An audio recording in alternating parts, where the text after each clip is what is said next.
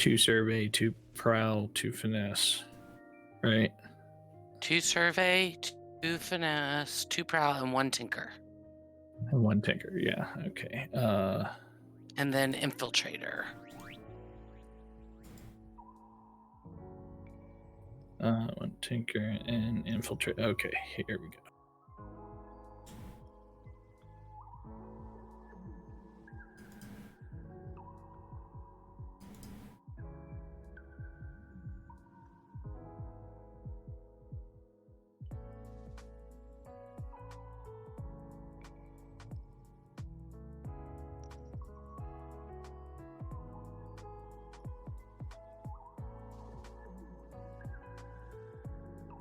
Okay.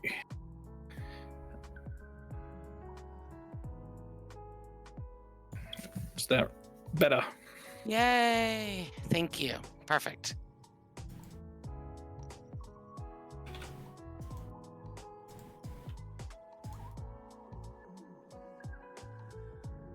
Okay, so let's see. I do have some stuff that we can kind of start talking about before everybody else gets here, and we actually do the game.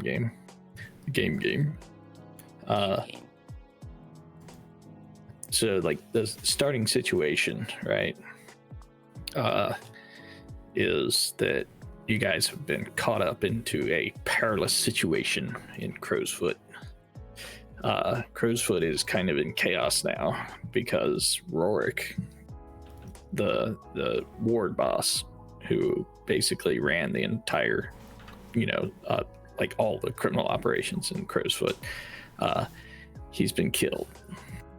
And the rumors have it that it was Lissa, his second in command, who did it. She is now basically the boss of Rorik's old gang.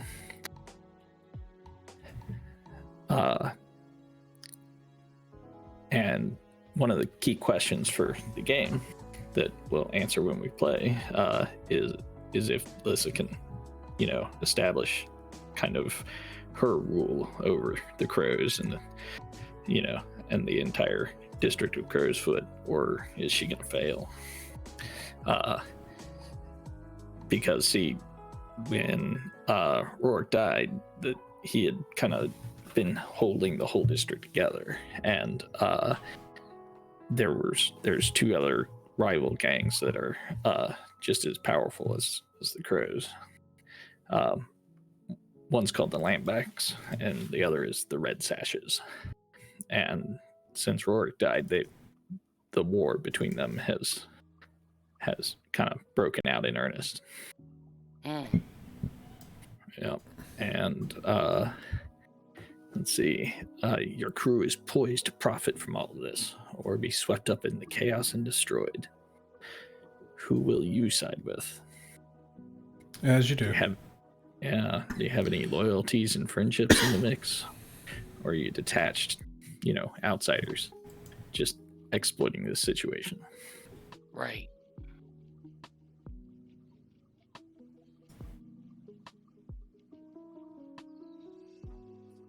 And then there's some other cool stuff that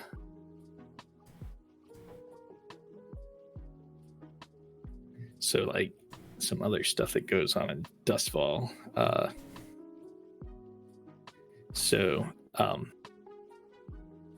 There's this kind of class of people. They're called exorcists, and they're boxers. They basically do nothing but train for fights. They also boxers. Yeah, they also kind of imbue themselves with certain essences that people say give them kind of ghostly powers. And what they do is they fight hollows. And so what a hollow is a body that has lost its spirit. Yeah. And they fill that hollow with an insane ghost.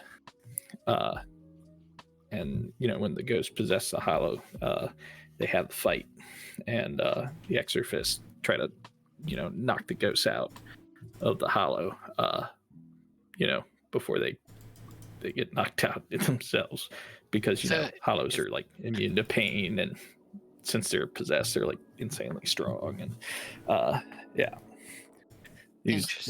those are that's So some it's of like the, a ghost cop heavily fight. illegal. Yeah, Right. yeah, heavily illegal. Got it. Interesting.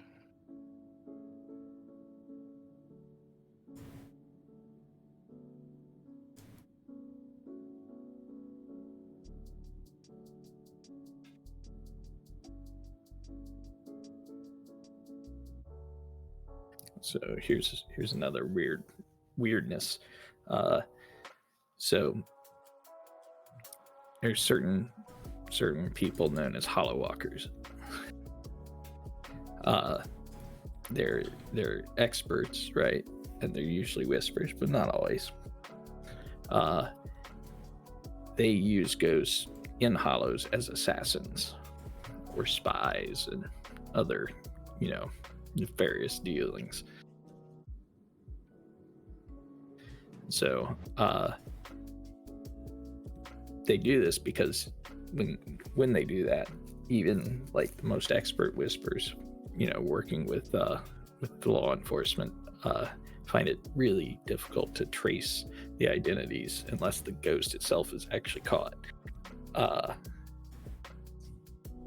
So these guys, the hollow walkers, they're usually the ones that make things that help you, like protect you from ghosts. I think you guys might actually have some of those things. I think at the very least, I'm protected from ghosts.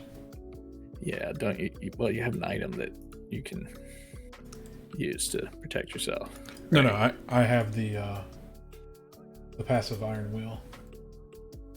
Oh yeah, your what's it? My special ability. Yeah. I mean, so the way I interpret that special ability, you're not fully protected. You're just pretty good at resisting it.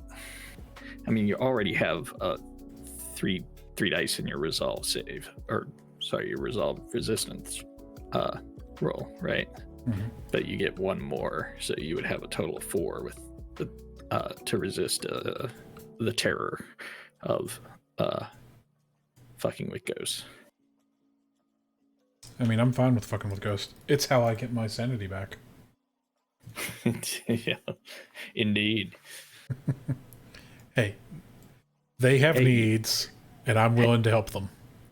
Look, are you a hollow walker? I just might.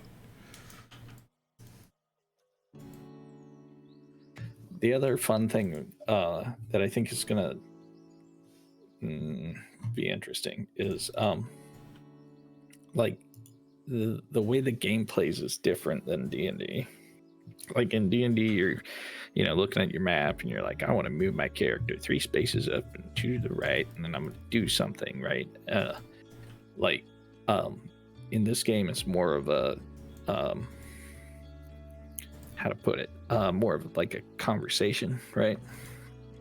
In that, like, you don't really have those little tactical kind of bits, right?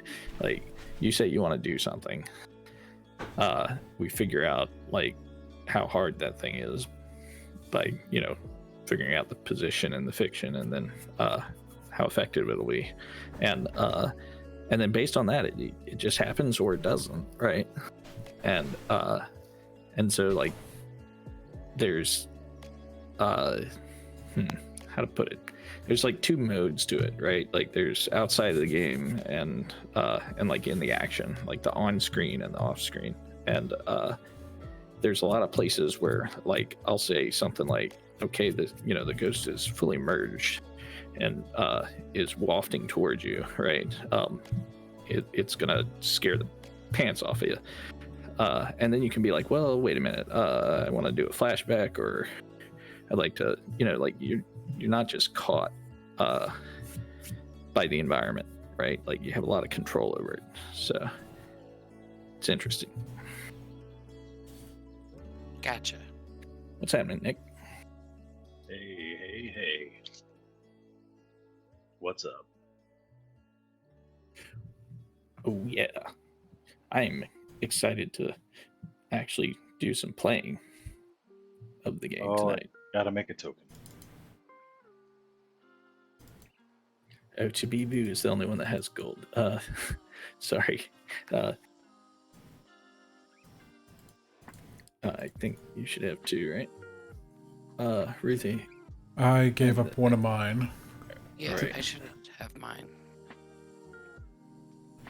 I paid for the gang so that the gang would still have max gold. Because I was a nice guy.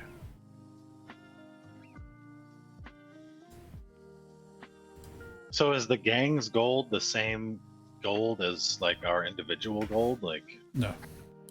Not really. So gang gold is gang's gold. okay, You can well, I take- get that. Yeah, you can take gold out of the gang or put gold into the gang. It's up to you.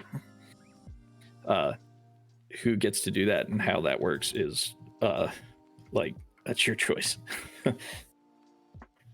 But yeah, you can take money out of the, like, there's a stash, right? You can even build a vault in your lair to be able to store more gold with the crew. Mhm. And we start out with two gold coins, but we can hold 4 each. Is that correct? Yeah, well, I mean, you can temporarily carry more than 4, but 4 is the amount that you can kind of carry on your person reasonably, right? So after you're, like, let's say we do a score and you find a sack of 20 coin, right? Which is a ridiculous number. When we finish the score, you have to do something with the excess coin, right? Like, you either have to spend it or put it in a stash, or spend it or do something with it, right? Yeah, I Right. pay off the cops with it. Yeah, you can do stuff like that. Yeah, but you can only have 4, in your inventory. And then the crew is also kind of limited in the beginning, but you can get upgrades to make it so you can keep more gold in the crew. Keep saying gold, it's coin. I mean, you could consider it gold. Doubloons. Well, they're worth a lot more than just like. Yeah. Yeah, it's kind of abstract. I mean, the way it's explained in the rule book is that, like, there is actually money, right? But 1 coin is like a decent amount of money, right? You know, like in John Wick, when they pay with the gold coins. Yeah, they say Right. like 4 coin is like a month's wages.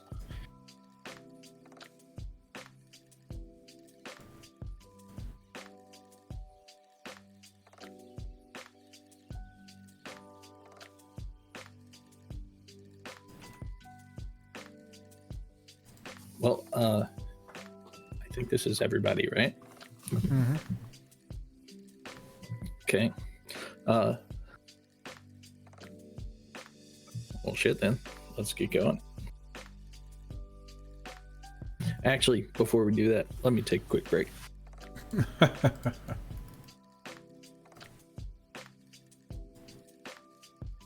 I'll be right back. Yeah, I'll have to take a break around 4 minutes from now. Put some children to bed.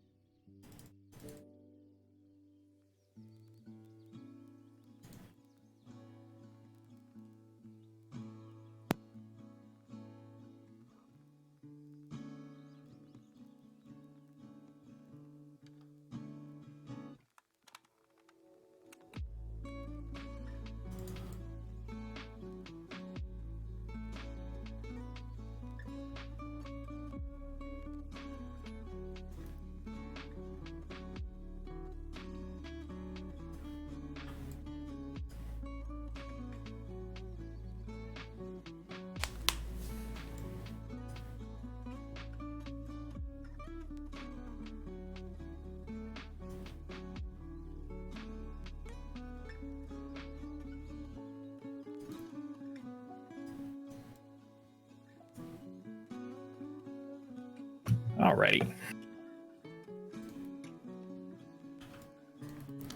So, let's see.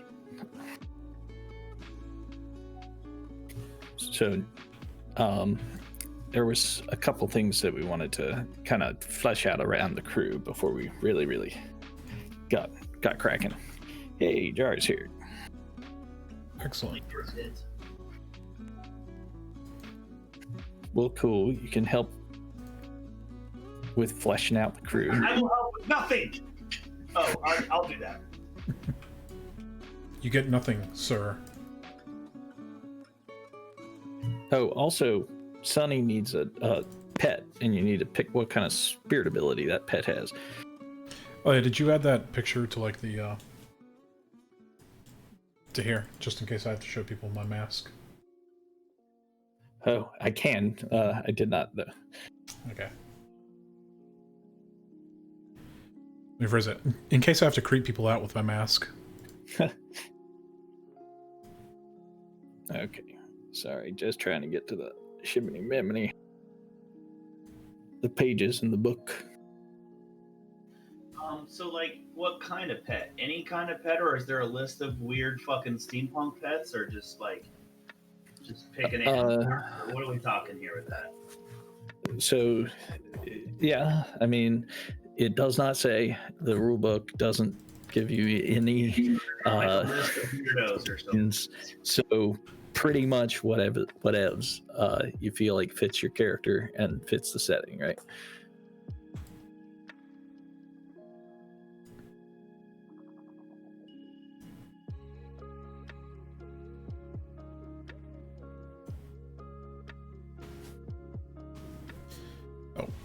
I'll be right back. Man, not even looking at the sweet character sheet I made just for you, Jar. Oh, nice. Okay. What's his name?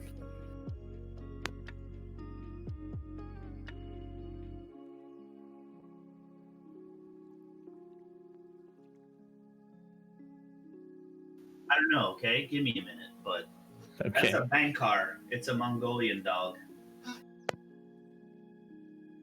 Yeah, they make him big. Since I'm like from the Horse Lord fucking realm, I thought that would be appropriate. It's like a Mongolian work shepherd dog. They're fucking badass.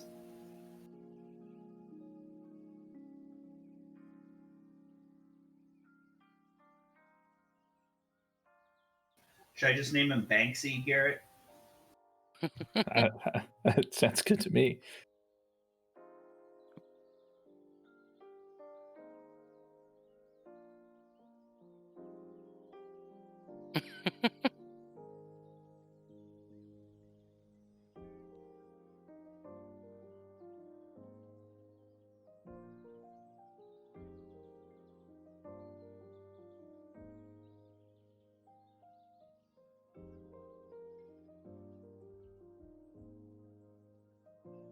Okay, so My fantasy ground just loading a bunch of stuff, or did it take a shit? It seems kind of locked up here, but there's a whole bunch of fucking crap up here.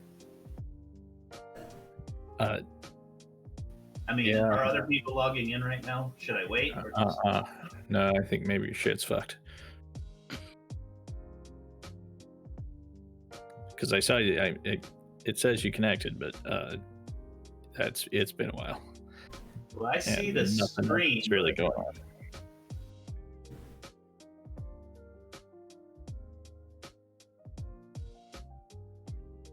Okay, so the thing about the crew that we missed is how you guys actually fit into the crew. Like, why are you guys here? What brought you here? And what kind of relationships you guys have with each other. And they don't have this in the Blades rulebook, but I think it makes for better games. So I want to do just a very truncated version of the Hillfolk character creation, and we'll just create a very quick character map. And basically what I mean by quick is we're just going to go around with the, what do you want from that character and why can't you have it? And we'll just do 2 rounds of that, and I think that should probably be enough to figure out how we're all in this together. You know what I'm saying? I'm not super familiar with that, so if you can help walk me through that, I'd appreciate it. No problem. It's really easy. Fucking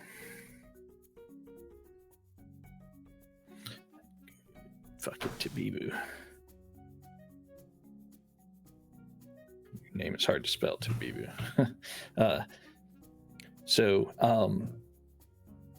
All right, so everybody roll a d6, and whoever gets highest goes first, and if we tie, we re-roll.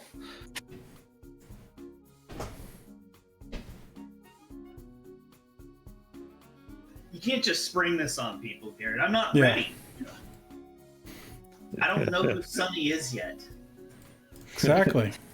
Plus, springing it on Rachel first game. I have some ideas. No, I'm talking about the Well, Hill you're Folk ready. stuff. I mean, but Sunny's not. You can just go last, Sunny, if you want. And actually, before we do the round of wants and desires, let's just do introductions. Let's see, who wants to go first for the introduction? Is Nick even here? I mean, I can tell you what I know about Sunny is that Sunny comes from the Horse Lord fucking Plains people, where he worked with his people's fucking herds and his horses, and he was an accomplished fucking boxer in his clan. Or I don't know if it was boxing, it was some kind of Mongolian fucking body tossing shit they do, like after they drink too much fermented mare's milk. And he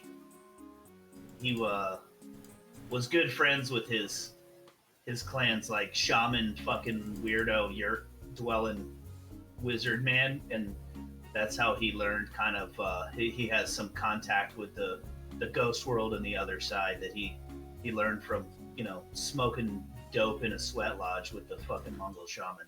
That's all I know. Hey, I think that's more than enough.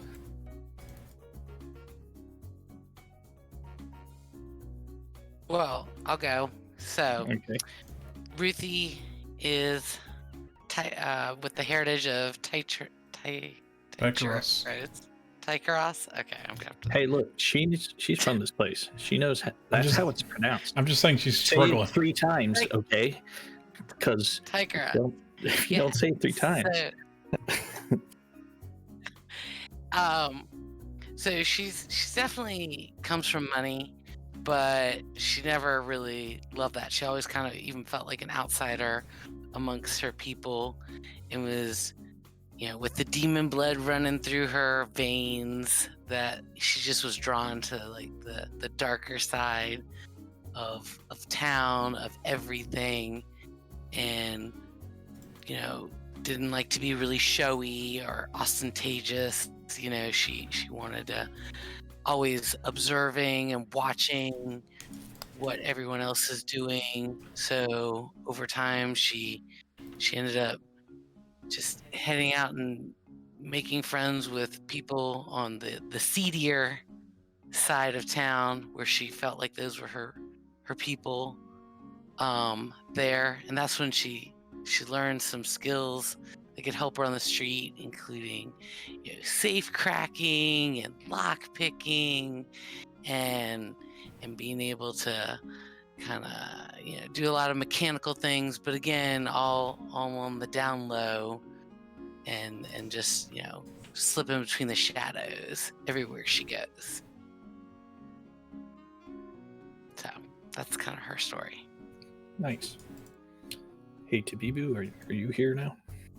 I see your... Tabibu is here, and Tabibu is not hard to spell. Tabibu. I mean, so let's see. One thing I'm not clear about. Okay, so are we like in the 1920s setting, or are we in a fantasy setting? It is a fantasy world. You can't say both. It is a fantasy world that was shattered over 1,000 years ago, and an industrial civilization has been built up on the ruins. There's lots of ghosts, but there is not like straight up magic so much. There's ghosts, demons. The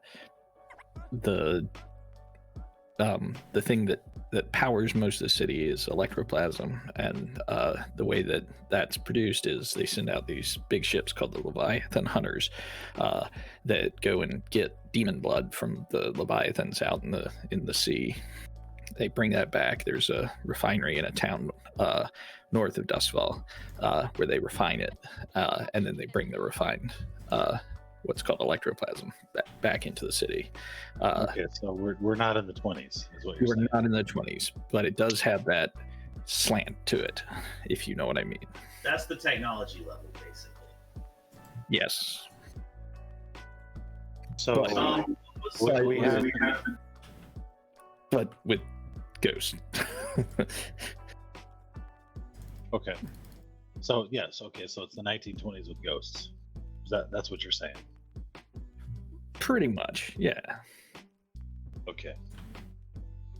So yeah, Tabibu.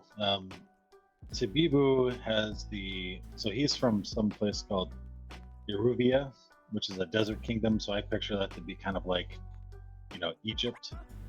Mhm. He is like a black dude who is completely shaved. And I think that's pretty noticeable about him. He comes from like a wealthy family, but something happened. I'm not quite sure what, and he has now moved to wherever the fuck we are. Where are we? Duskfall. That's the city. What is It's it? Duskfall. It's like the biggest city on the continent. Okay. So he came to London, I guess. Yeah, or New York or wherever. But So yeah, he it's- came to Duskfall and is just trying to reestablish, his businessman type reputation. He's an alchemist by trade. That's sort of like, a family thing, and that's what he knows. Unfortunately, it's kind of hard for a foreigner to make an honest living in this town, so he does what he has to do. Plus he kind of is attracted to crime, so he likes what he has to do. Although I think he does try to like maintain some kind of normalcy on the side, so I just picture that he has like a family here that he just probably supports in some rundown apartment or something, and he just like all over again.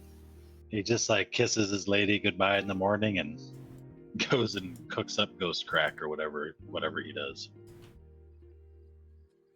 okay. And he has a son named Little Jeff. Little Jeff. Obviously. How did I know?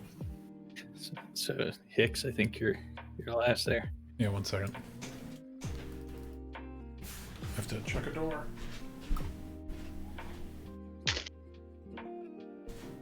Actually, his son is named Tabibu, but they call him Tibi. Obviously, they call him Little Tabibu. So, I haven't thought of a voice yet for Hicks. But anyways, Hicks is from Akoros. So he's fair-skinned, and he has red hair. And, he's not always been...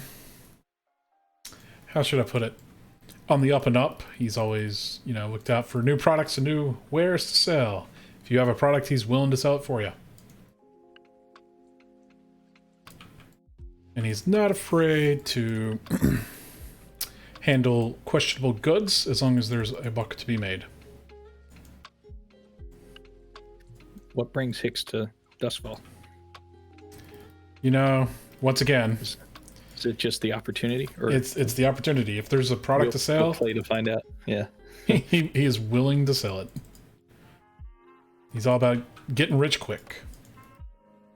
On to the next, scheme to get rich. So maybe he was Okay. trying to avoid prosecution.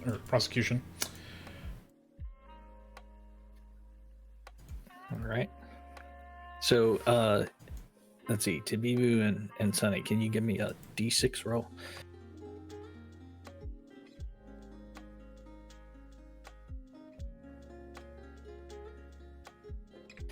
This is for the initiative order to do the needs and can't haves. So let's see. So it's a tie with Ruthie now. Yeah, so Ruthie and Tabibu need to reroll. We should have rolled a d20. Fuck.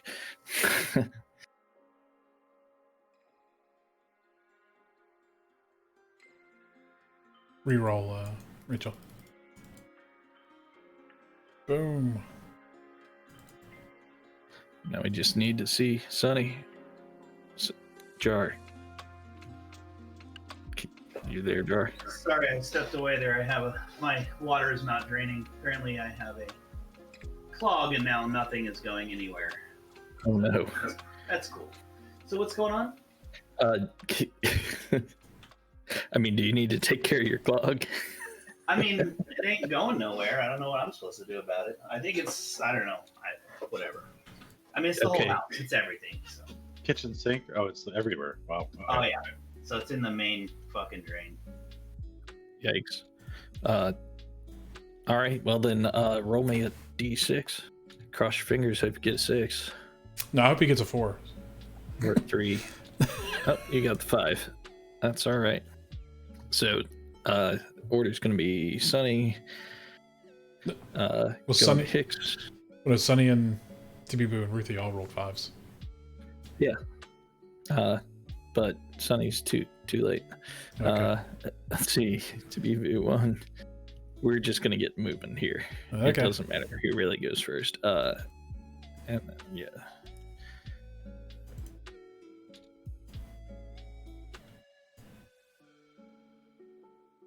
Okay, so we will start with Sunny. Sunny, what do you want from Hicks? I don't know. What is Hicks? Who's this Hicks fucking character? Yeah, you want it, Literally I'll just sell it to described you. himself. You want it, I'll sell it to you. Yeah. Hicks is the name. Making money's my game.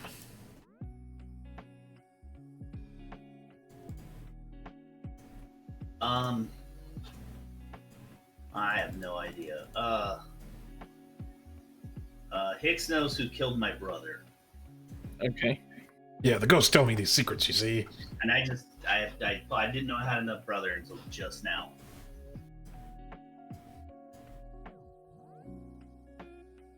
Okay, so you know, Hicks, why can't you Well, why can't he have that?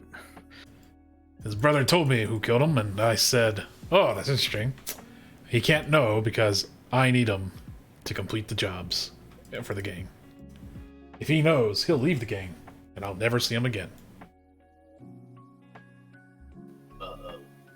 Fucking. Uh-oh. I need that money. I gotta retire. Easy Street. Okay, I just wrote needs him for his plan. Yep, Is that it? that's good enough. All right. So moving forward, so let's see. Hicks, you go to Ruby. So Hicks, what is it you want from Ruby? From Ruby. So Ruthie has. Oh, I wrote Ruby. Why did I write Ruby? Okay. I need to explore the continent of Tykeros. Tykeros? I need to explore that continent, and she's got a way in, and I need to go there because I hear there's money to be made. I'm not sure I like that one very much because Yeah, what do like, you need her for that for? What does she personally have? That's was she a and- fucking travel agent? She just won't book you a fucking. and more Get fundamentally, serious. You know who killed my brother? Goddamn it, Hicks. Hicks, more fundamentally, it's just going to I Tycheros. know. Like, dude, this game's in Dustfall, at least for the first couple sessions. Yeah, I already want to leave. Enough of that shit. Well, she's a wealthy. I'm just gonna say heiress for the moment, because we haven't explored the majority of her backstory. What does she have that I want? Yeah, I mean, she's a rich kid. Yeah. Just kind of a bad one.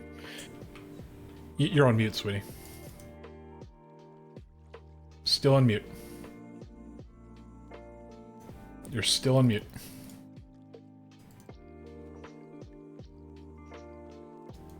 You see, they don't have mandatory mute Okay, is that training. better? Yeah, I can hear you now. Okay. Okay, sorry. Yeah, I was talking. What were we gonna say? I've lost my train of thought. Sorry. Well, that's Sorry. okay because Hicks needs to maybe come up with something else. You know, again, think like emotional needs or Every it's time not you do the thing this, that you need to I know worry about. every time you do this, I don't like doing it, man.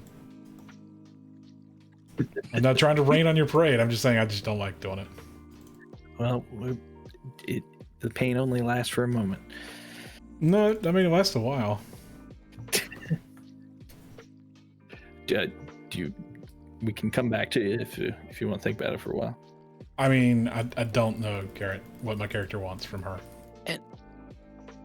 And what is this exercise called again? I'm so sorry. It's called Hillfolk character Yeah, creation. it's a little thing that they do in Hillfolk. Yeah. Okay. Well, we can always fill it out later. So we'll move on. So Ruthie, what do you want from Tabibu? And so you want to think like emotionally, like acceptance, or you want his respect, or like something like that. Not a thing or a specific action or something like that, right? It can be whatever you want. Don't listen to him. Okay. And okay, so Tabibu, just to make sure I'm correct, you can you can craft things because you're an alchemist, right? Yes. Yeah, I guess. And what kind of things do you craft? I'm sorry, just so I can. Well, 'cause I'm so I can craft a lot of things. Ultimately, I've sort of started off with alchemy, which is like potions and like oils and stuff like that. But then also I can make like bombs and just weird shit. So Yeah. So I'm definitely here to learn a little bit because I mean I'm good with the locks and the mechanical stuff. That I got, but these other types of things I want to gain knowledge from you so I can continue my journey. With the underworld and just making improving my skills, and I look up to you kind of as a mentor there. Okay. Can I write like become apprentice or something like that? Okay.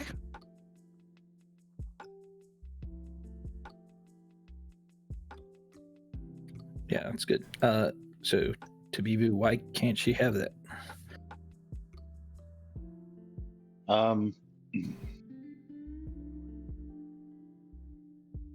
Well, I'm not taking on as an apprentice Ruthie because, well, let's see.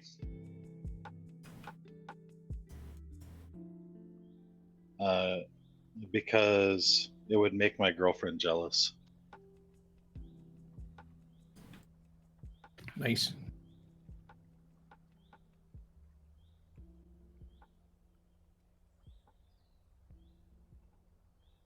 Wait, is she my girlfriend? Is she, are we married? I don't know. It's complicated, I don't need this right now. Okay. Peruvian culture is weird. So to Bibu, what is it you want from Sunny?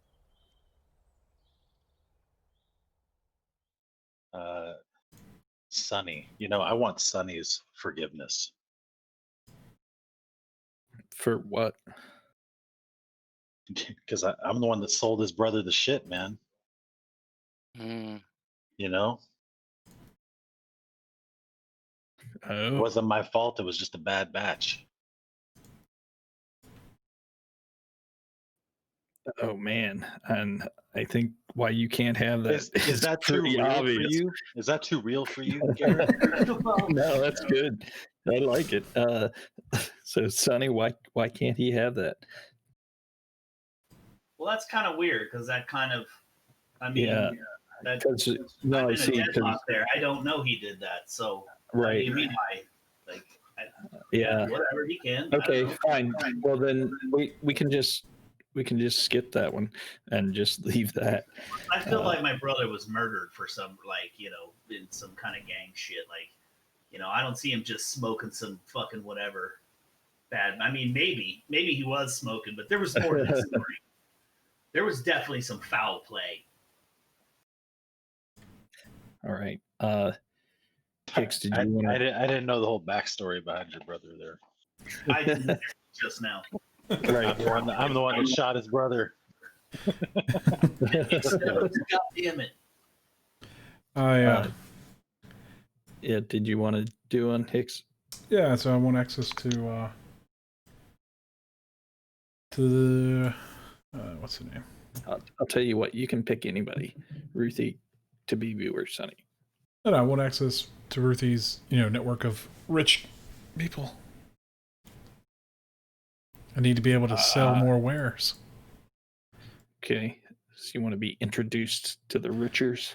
Yeah.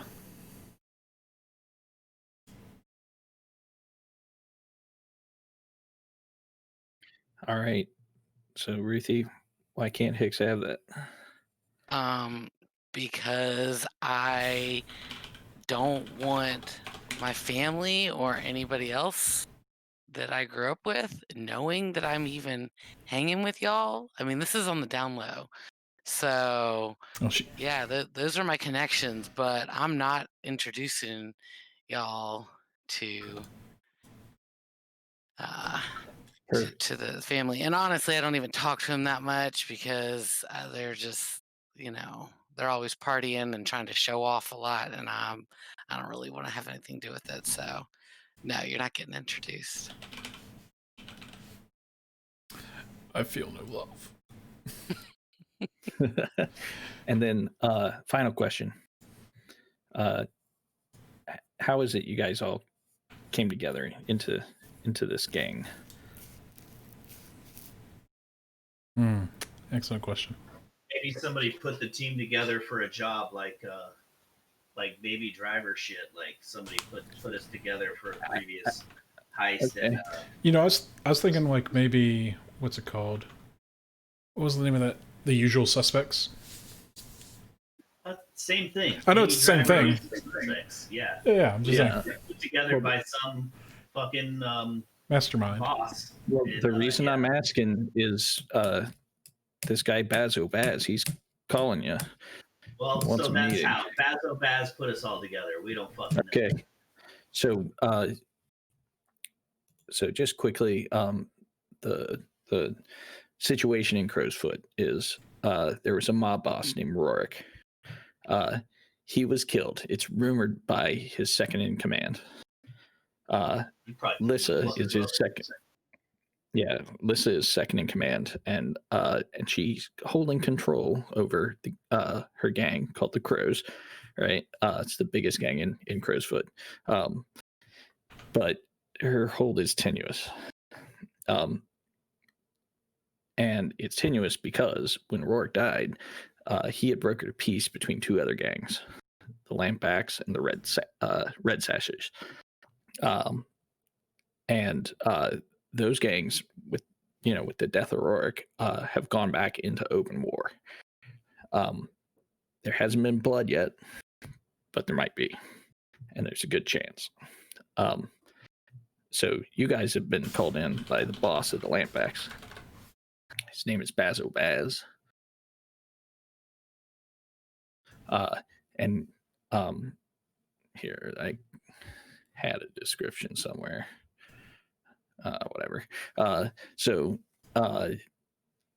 in his kind of shit, let me get my description. Sorry guys, I'm disorganized.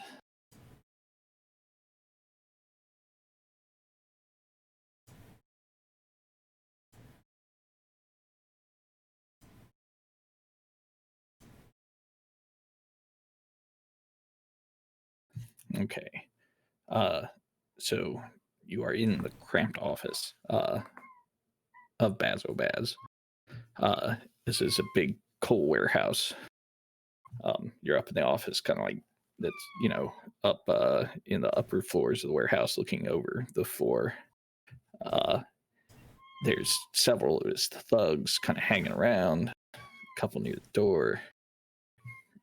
They all have blackjacks, and you see a couple with actual pistols.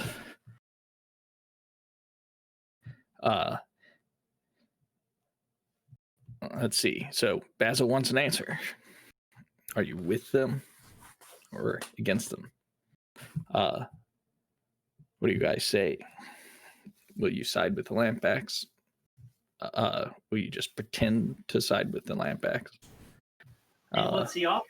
He's just like, hey, will you tell you're me gonna to go fuck to war with off? us. I'm like, hey, why should I? And which are the two again? Lampbacks and what? Red sashes. Thank you. I think I was writing hastily. Bazo, has a big, charming smile. He says, I can offer you jobs. A good way to make coin. But I need to know, are you with us or against us? God, you really don't know how to motivate people, do you, Bez? So so the Red Sashes? I mean, have we had any contact with them, or do we know anything about them? Yeah. So you would just kind of know some about them.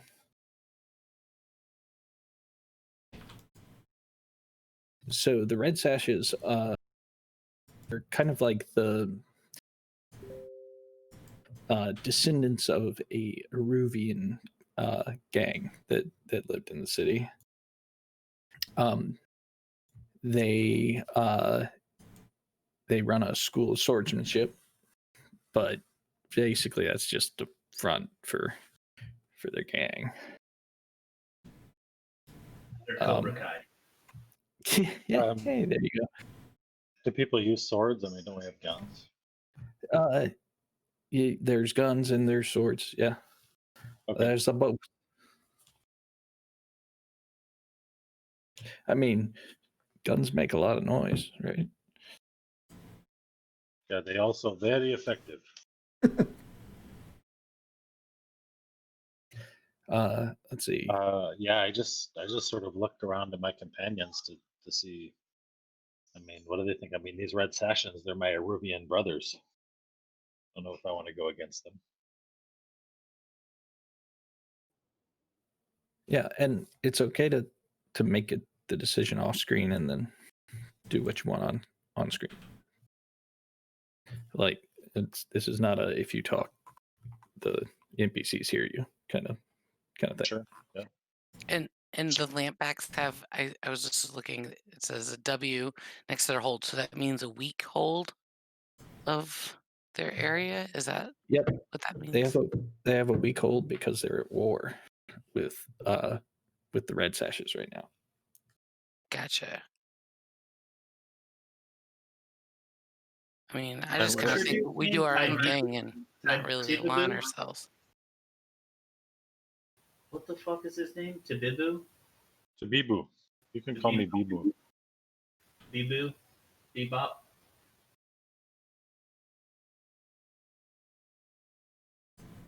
So, I mean, if the Red Sashes are countrymen with Bibu, I mean, like I said, honestly, I don't feel like Basil Baz has given us any compelling reason other than basically, are you with me or against me? So, yeah, what Baz so is far, I have one reason to be for the Red Sashes and 0 to be with the Lampbacks. so what Baz is offering you is, if you're with him, he'll offer you a job. If you're not with him, he's gonna, you need to leave Crowswood. Right. And if See, you this don't, sounds like a fucking. he's gonna make you leave. Dude. This is a pyramid scheme. Like, if you work for me, so you pay to work for me, and then you'll get paid. Like, no thanks, dude. That's Hey, so that's an MLM.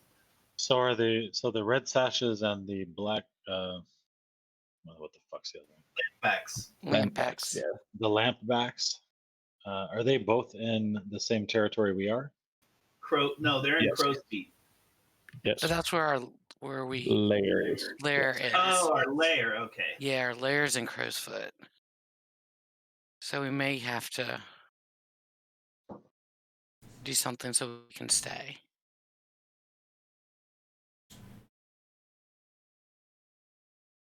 So I mean, he's got a job for us. You know, I don't know that. You know, if we do a job for them, I don't know that that's necessarily like we are supporting them 100%. No, he's saying he wants us to support him 100%, and in return, he'll give us a job. Yeah, but we don't have to tell the truth. Yeah, I say we tell this guy, yeah, sure, and then we go straight to the Red Sashes. This guy's a Yeah. dickhole. Yeah. You, I mean, seriously, like, look, you commit your guys to fight a war, and I will give you a job where you can go fuck it up, and maybe I'll die and really not get anything anyways. Like, I don't feel like he's offering anything. Like, we can't get work without him. Like, I feel like we're paying to get paid, and that's a sign of a scam. everything's So we a can at scam, least and figure that's them what. out. And then figure out what we want to do from there. I mean, just with, not really having any understanding of who the red sashes are or what they are. I mean, we may like these guys better. You know, I don't know. Well, that's why we can tell these guys, yeah, we're totally with you, and then we can go see what the Red Sashes say, right? Yeah. Well, I agree. know we're not leaving Crowsfoot, so I mean, is there any way we could like theoretically refuse their offer and, I mean, then not? I mean, we're not gonna like have to leave. Are they gonna be able to force us out, or? Well, they'll be fighting. Yeah, they'll fight us and the Red Sashes. I think that kind of puts us on the side of the Red Sashes by default. What would happen if you refuse, right? Is, I mean, we basically go into planning, right?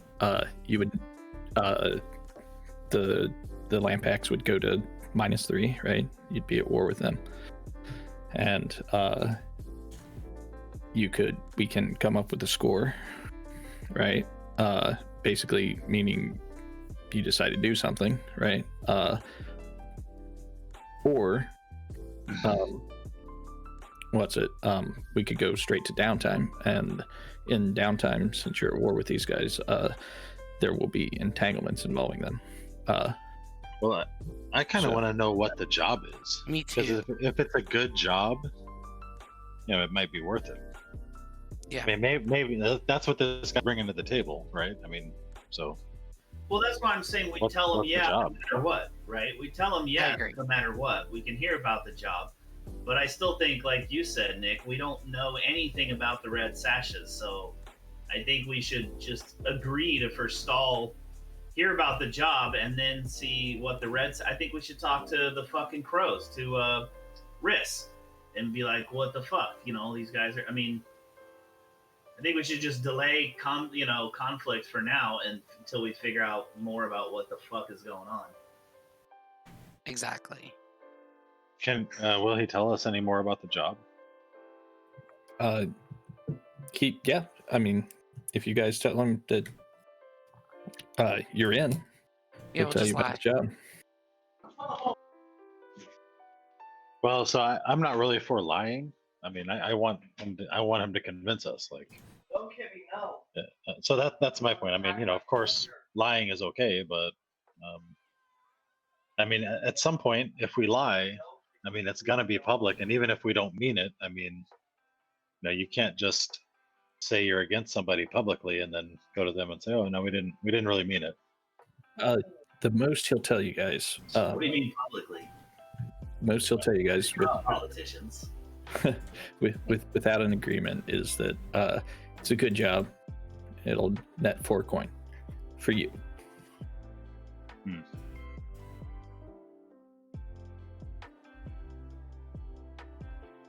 Yeah, so I mean that's my opinion. That if we want to take the job, we take it. If we don't like the job, then or if we just don't like this guy for whatever reason, we make a stand and don't take it. If you guys want to do subterfuge, okay. I just blow shit up, and turn people into jelly and shit. Okay. So he will explain the job if you guys are going to take it. He wants you to raid. Well, so I don't know if everybody else has agreed with that. Okay. I mean, Hicks. Because I don't. if it makes money, guys, yeah, why not? Hicks is in. It's not just the money that means that you're throwing into a gang war with the Red Sash, which we have no fucking idea who they are. I mean, I want to know more about the Red Sash and talk to Red Crows. It does not mean that you start a war with the Red Sashes unless that is what you end up doing. You just said, are we with him or against him? And he's in a war with the Red Sash, right? So Correct. In what way? With him in a war with the Red Sash. Right. Yes, that's what he's asking. If we are with him, we are in a war with the Red Sash. I mean, I think in the immortal words of Ruthie, you can just lie. That's all I want Which to do. is what I fucking said. I said we lie to him, and then we go find out more about the Red Sash and talk to the Crows. So he's going to explain what his job is. There is a supplier for the Red Sashes. They make all kinds of alchemical kind of precursors and even some drugs. It's in a warehouse at the docks, and Bazo's heard you guys, you know the docks well. The problem is, of course, that the warehouse is guarded, and there may even be more arcane problems, locks and wards on the inside, because it is a secret alchemy lab. He will tell you where it is and says, you bring the stuff to me, their equipment. He said there should be a lockbox about the size of about the size of like a backpack, but it's a wooden box.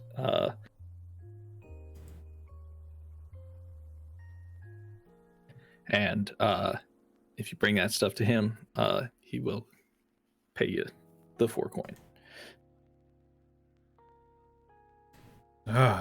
So a coin each, guys. Sounds right up my alley.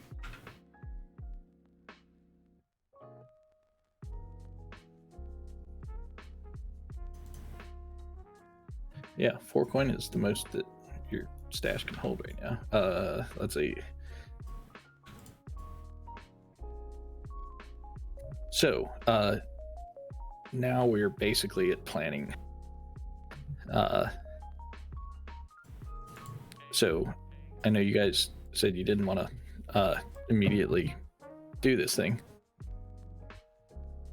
So basically, what do you guys want to do?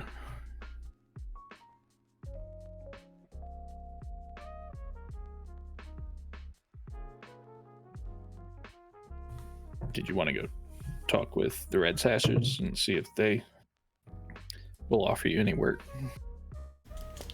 Do you want to do something else? There's also this concept of gathering info. So it's a roll you can make before a score to figure out stuff about that score, or just about really pretty much anything.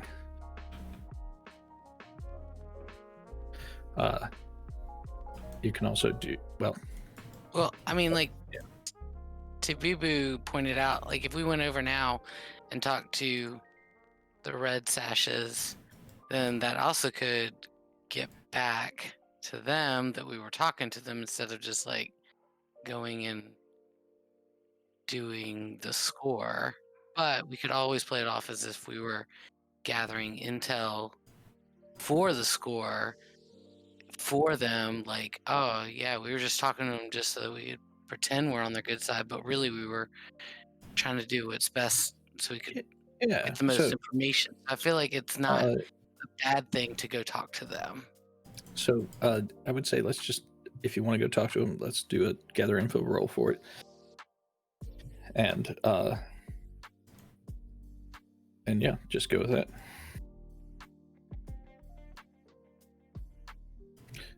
So the way a gather info roll works is, and you can do this as a group, or you can do it individually, right? Is basically you pick how you're going to gather that info, which means you pick one of your abilities, and then you roll, and based on the result, that's how much info you get, based on the highest result. Right. Well, I got a pretty high study skill. I'm not sure what study means. That's like, going through the library, checking books, reading newspapers, like, working through the information economy, I guess. I have one survey, which I guess is probably like watching, skulking. Yep. Well, I thought like prowling would be like skulking. Prowling's probably legit sneaking. I think survey is more information gathering. Prowling is like, I'm breaking into your motherfucking house right now. Yeah, so I have like finesse and prowl. I have study, but studying a book's not gonna help. Yeah, I was gonna ask if finesse would be able to, in talking to them.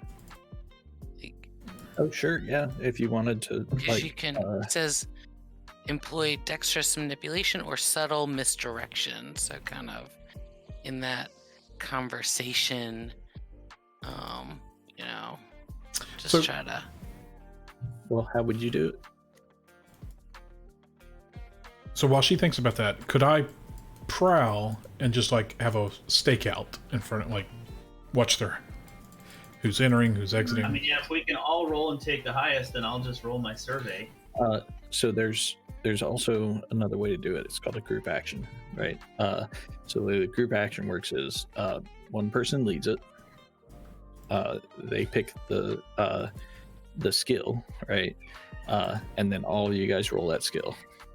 And the person that's leading, so all you guys roll that skill. We take the highest of all those dice to see, what the result is. The guy that's leading the skill, however, will take stress for people that rolled a 1 to 3. So but if you have a good chance of having a good result, but you'll take some, the leader would take stress. If you individually roll, then you don't take stress. Let me double check that. I thought you do take stress. So I have a tinker skill. Could I use that to like tinker up some like binoculars and like fucking long distance like sound monitoring shit? Or like bug their office or something? I mean, combination of all three of those. So whose office are you talking about bugging? The red sashes or the lamp bags? I think. Well, so we don't all have to do like the same people, right? Or But do we? you don't all have to do the same thing. No. If you're doing a group roll, then yes. But if you Oh, Just- okay. do an individual, Sorry, thing, okay, I got you. Go ahead So with the what's group the roll. advantage actually of a group roll? the advantage of the group roll is that you have way more dice Why do you have way more dice? because everybody gets to roll, and you take the highest out of all of that. But everybody gets to roll how many dice? So, for example, if say you wanted to do your survey and you wanted to lead everybody in a survey, then everyone would roll survey. Right. So to me, that seems less dice because people have a 0. So when you lead, you have a good chance of having zeros in the group, as well as so less dice and taking stress, or you let everyone roll where they have dice and no stress. So I think, are you reading that right? Because basically leading is shittier, pretty much hands down. Well, I just rolled and I have 2 dice. Right, because you, well, do you have 2 survey? I have a 0 in survey. Yeah, you have a 0, which means you get disadvantage. So, Oh, right. So you get disadvantage. Yeah. So leading sound. Oh, and that makes it even worse. Instead of no dice, well, I guess you get to roll at least, but don't you get to roll? If I did individually, I could still do that. Let's just try it and see what happens. Well, who's going just to one lead us? moment. I need to double I check. just don't understand how the group thing. Yeah. And it makes sense what you're saying, Jerry. Let 'Cause- me just see. Yeah, But because I thought we each take stress if we roll low. No, if you roll individually, no one takes stress. So everyone can roll their highest stat with no stress, or we can all roll on a stat which is not necessarily our highest, and he will take stress, whoever's leading, which just seems like objectively the worst deal. well, also and- it also okay, seems like it's more likely for you to fail because of the lack of proficiency. So you're going to get like all the stress. Right. Well, that's what I'm saying for people that Well- don't have points in it. But so maybe that makes sense if like you're leading a gang of idiots that don't know what they're doing. So Yeah, you are correct, Jar. And I think this is a special case for the gather information rolls, right? In gather information, yeah, it's better to do it individually. When we are in the action and things are Yeah, you happening, had to use a skill. So if you then say it must be a resolved category or something, then that would So make like- sense. But if you're saying anyone can use anything that applies, then everyone should just do their best stat. correct, yeah. And for example, like if you all had to sneak across a room or something, right? Somebody could lead a group prowl. And that would make actually sense. be much better, yeah. So okay, but yeah, gather information. Everybody can roll. You just gotta do your thing. Okay. so So it says survey is directly related also to gather information, to read a situation when you're talking to them. So oh wait a minute, did we pick a ourselves territory? We live in crow's feet, thought it was or we the operate in the docks. No. So sales territory is like, are we selling, supplying, show of force, or socializing? Yeah, we're selling. Okay, I just wanted to make Yeah. sure before anybody said we didn't do it.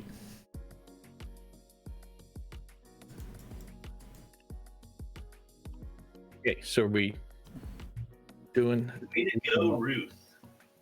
yeah. Okay, so Ruthie's surveying. I Uh, proud full success. You are.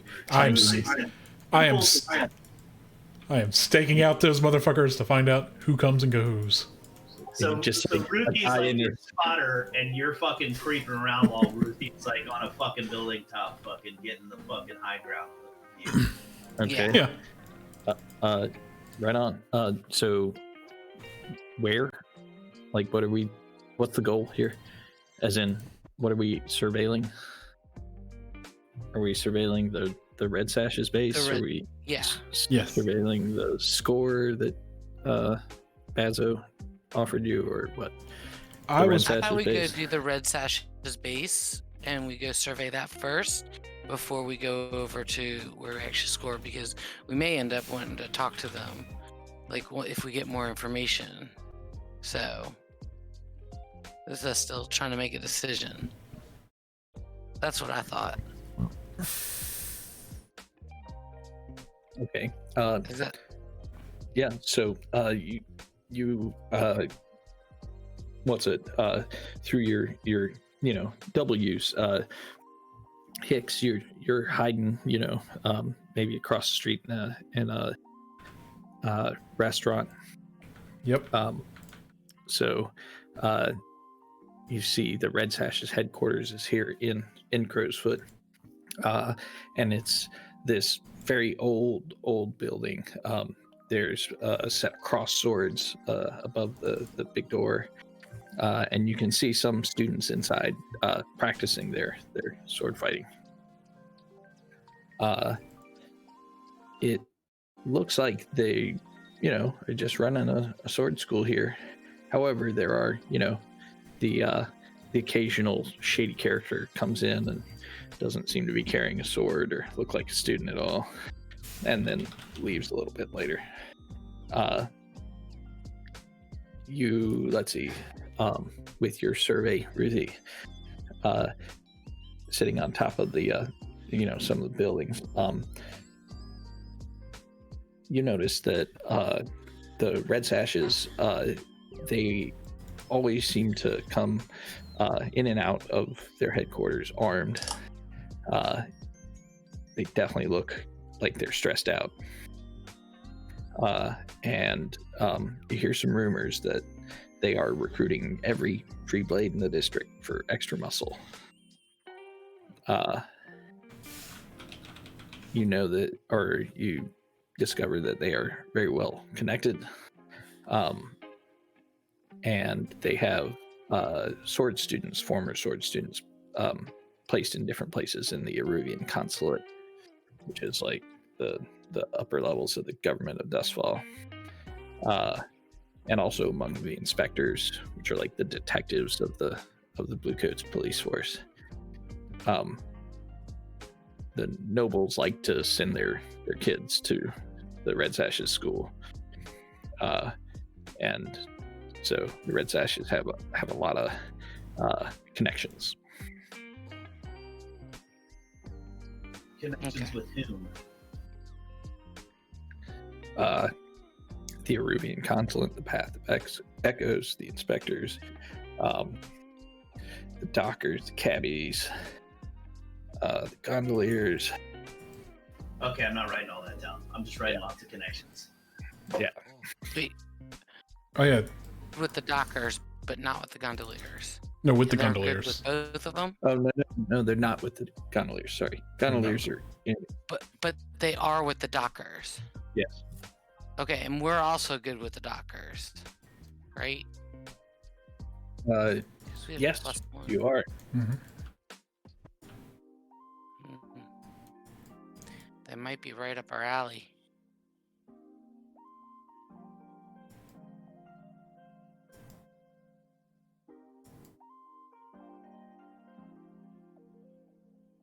They just might be. Is it worth us trying to speak to the crows? To risk? Maybe there's a better way out of this whole thing than a war?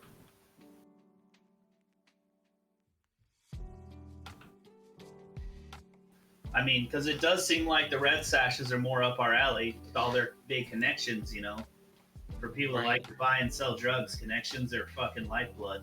Mm-hmm. And connections help you with subterfuge. Well, and they have the docker, they're connected to the dock, and, so. But maybe we don't have to make an enemy out of it. I mean, maybe Riss knows something about the peace deal that's failing that can be saved somehow or salvaged. Have a sit down with the bosses. Definitely don't have a gun taped to the inside of the toilet inside the bathroom in the restaurant.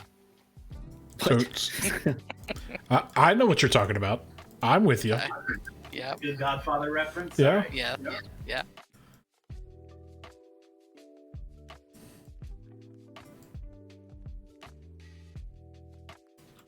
Yeah, I think we should do more before we act. I don't think we should just jump into the. Blindly accept these Yeah, we're little deals. fellas, you know. Let's, you know, we don't want to get just tangled up in some war we don't know nothing about. Yeah. I'm funny how? Funny, like a clown, like I'm here to amuse you. So if you talk to the Red Sashes, they will tell you about a score that they would like done, and Mylira, the leader of the Red Sashes, Mylira Clev. Whoa, say that again. Her name is Mylira Clev. She's an Eruvian, dark as night. She's shrewd, ruthless, and an art collector. That's why we send in fucking Tabibu. Yeah, she's gonna offer you a job, and what she would like you to do is destroy or deface the a magistrate or ward boss. Let's go with the Lampbacks. She wants you to kill Bazo.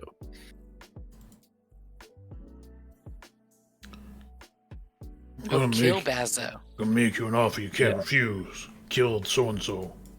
Well, you kill so and so. Mm. Is it Basil or Bazo? It is. One moment. I put Basil Baz. Yeah, it is Bazo Baz. Bazo Baz. Okay.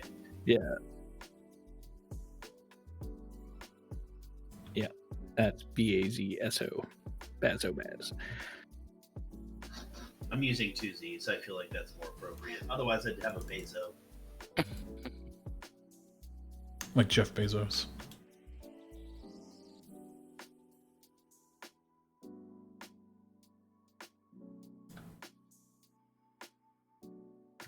So yep, that's her score. So talk to the crows. To Riss. Yeah. Okay. Should we do more information gathering on them? Same deal. I mean, if you would like to know more about the crows, I can just. I mean, you Well, would not know about the crows, but you said originally that the crows, Rorik had brokered a peace deal, but was killed, possibly by Riss. And now the Riss, peace deal is yeah. collapsing. So we could talk to Riss and see maybe Riss killed Rorik because she wanted the peace deal to collapse. Maybe she didn't kill Rorik and she doesn't want the peace deal to collapse and she has an idea how to repair it. We don't know until we talk to Riss. I mean, you can talk to her. She's not going to tell you whether she killed Rourke or not. No, sure. but she's going to tell me whether she cares about the peace deal or not. That her gang brokered. I mean, Oh, yeah, yeah, sure. obviously she's not going to admit, yeah, I murdered Rourke to sabotage the peace deal, but I was No, thinking a little more subtlety. She definitely wants peace, but peace under the crew's rule. She just can't enforce it right now. Well, how is Rourke going to enforce it? Enforce the peace, at least between them. I mean, Just with an iron hand? I mean, I thought maybe Yeah. they would divvy up fucking. through criminal enterprise, through Yeah, usually you divvy up fucking territory, right? And make agreements like past this street is ours, past this street is theirs. Like, yeah, and gangs of thugs to enforce it. The Crows used to be the bosses, but with Rourke dead, they've been weakened significantly. They have no insight or anything on how to help peace. They're just like, "Yo, sorry, we're pussies now." Well, I guess so. I mean, if that's Yeah, I mean, if that's the deal. how you want to play it, yeah. If they basically are powerless and have nothing to offer, then that's the deal. I just wanted to know. I mean, they can offer you a job.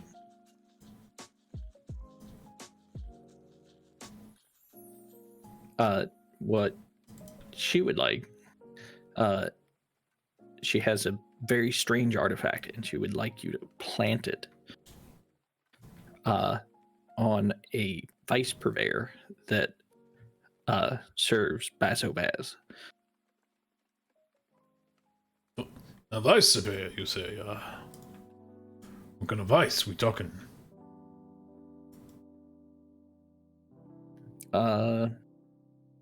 We are talking the vice.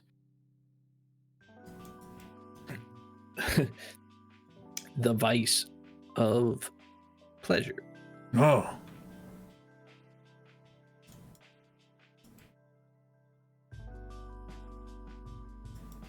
right, guys, I gotta get off. It's Fallout time. Gotcha. Have fun storming whatever gang you're storming, or whatever. Or assassinating whoever you're assassinating, or stealing whatever you're stealing, or defacing things or whatnot. Good luck. Thanks. Yep. See you later. What are you thinking, Bibu? I mean, I feel like we would have a better shot at completing the lampback task with like the people in our group, because we have multiple tinkers, Tibibu and myself. I think we would be able to, get in there and, I could pick some locks and, get into the boxes and sneak around and, do all that. But on the flip side, and the one that the Red Sashes want us to do, like, I don't feel like we have the muscle to do the hit quite as much, because the rest, there's one of us that has hunt ability, which is Sunny. The rest of us have 0 in hunt. So I'm a tinkerer, but I'm also kind of like an assassin. I have a rec skill. They can make poisons and stuff. So okay, that was my only concern, was that it was like to actually complete the task, because I don't want to fail. But but on the flip side, then also we have to go back on our word, which I know you were concerned about that earlier. So I'm fine with it. That's, in my opinion, we just take that job, and if we support them, then we just support them. I mean, and if we want to go back on that later, that's okay. But I'd rather take the job with the Red Sashes and go. Oh, kill Bezos.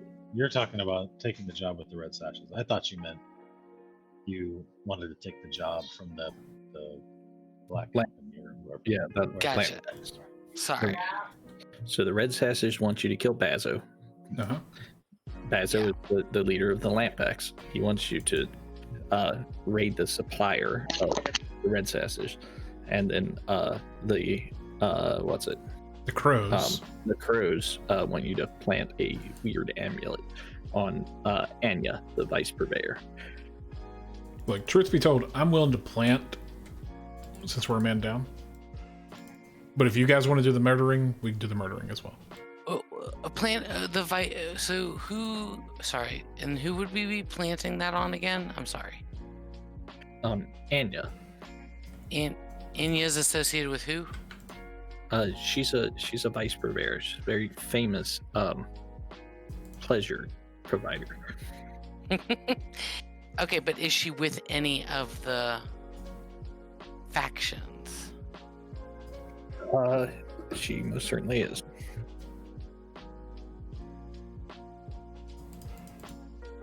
One second. Because I just want to know, if we get caught, who we're pissing off. So let's see. She is associated with the Ministry of Preservation. She also has associations with the Aruvian Consulate, the Church of the Ecstasy of the Flesh, and some other things that you don't know about. Okay, but with the Aruvian Consulate, that's where the again, the Red Sashes send a lot of their sword students, right? Yes, that's where a lot of their students come from, and yeah, where they go back to because they're nobles. So, I guess I'm just throwing it out there is that either one of those kind of is against the Red Sashes in some form. So there is this thing. You guys are scoundrels. You're gonna get mixed up in some shit. There's no way out of it. Yeah, we're gonna piss somebody off. All right. What do you guys want to do? I feel like I was talking a lot. Sorry. No, you're fine. So there's the three. There's the drug alchemy warehouse, like alchemy lab from Bazo. There's the assassination of Bazo from the Red Sashes, and then the planting an amulet on a vice purveyor. Easy thing to do, right? Somehow I have a feeling you're lying to us. What? Me? Well, but the job for the other faction kind of did a lot more. Oh yeah. So planting the amulet's going to give you 2 coin. Killing Bazo would be 12 coin, and raiding the alchemy lab is 4 coin.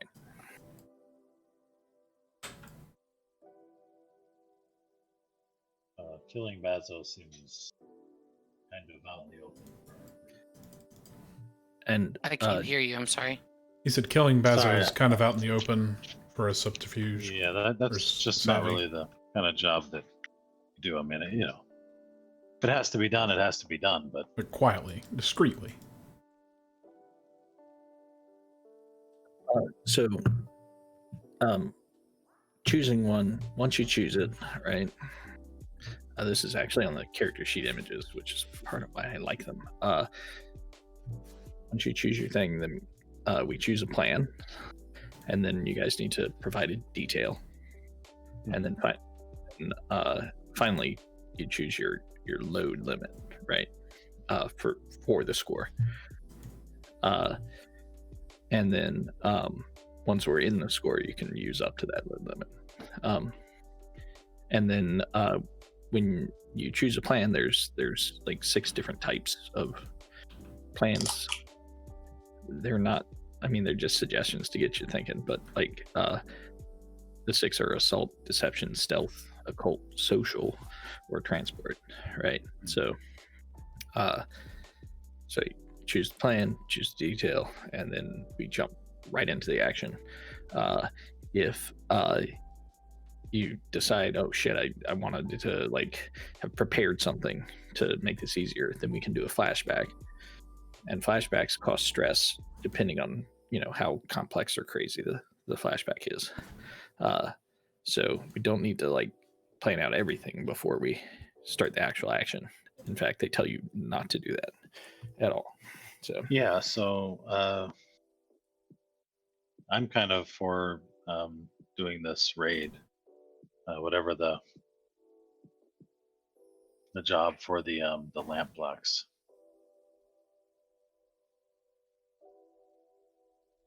They wanted us to like knock over some lab or something, right? right. Okay. I feel like that'll be the most successful thing with our skills. I just worry about pissing off the Red Sashes. So, but That'll be all right. but I mean, I'm I'm agreeing with you that I think that with our skills, I think that that's probably the best option too. And just mechanically, when it comes to pissing them off, the most you can take is a -2 on a score, right? So like you don't go to war immediately. It'll take another score to sour your reputation even further. Yeah, because we have to get to -3 before we go to war. Gotcha. Okay. Well, I'm in. Hicks, you in? So then When there's money to be found, Hicks can be there. so then we go to the engagement roll. So here you need to choose a plan and provide the detail. All right, so If you look on your character image sheet, it gives you some suggestions down at the very bottom. All right, so before we do that, we just need to pull up our character sheet anyways to look at our load as well, right? Well, so the load is you just pick 3, 5, or 6, and then when we are in the score, you can pull things out of your item inventory when you need them. Yeah. Gotcha. So this job we're supposed to steal from the lab, right? Not destroy it. Right. Yes, you're supposed to break in and steal some things, a chest, and any other, drugs or sweet chemicals you might find.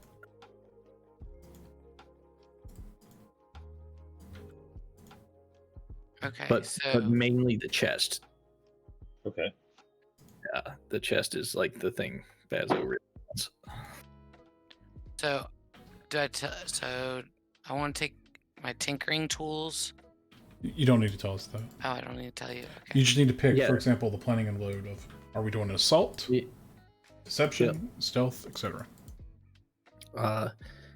We can also do a gather information roll to look at the warehouse, right? Yeah. So Okay. I guess I'm gonna survey the Okay. area. Oh, where's my little thing? Ah, Unfortunate. Uh, It's really foggy the day you go out there, and you just can't seem to see through the piercing blackness of the daytime. So I'm going to prowl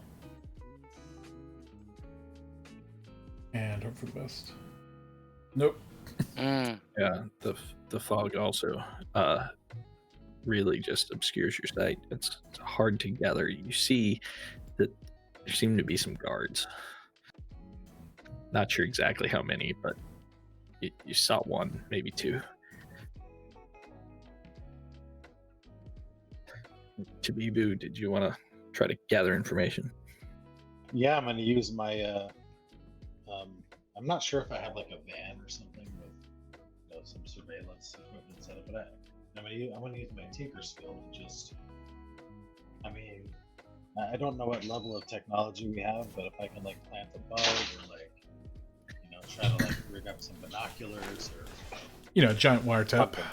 Well, it's a super foggy day, but I can imagine maybe you have like some kind of contraption that you can like listen to, right?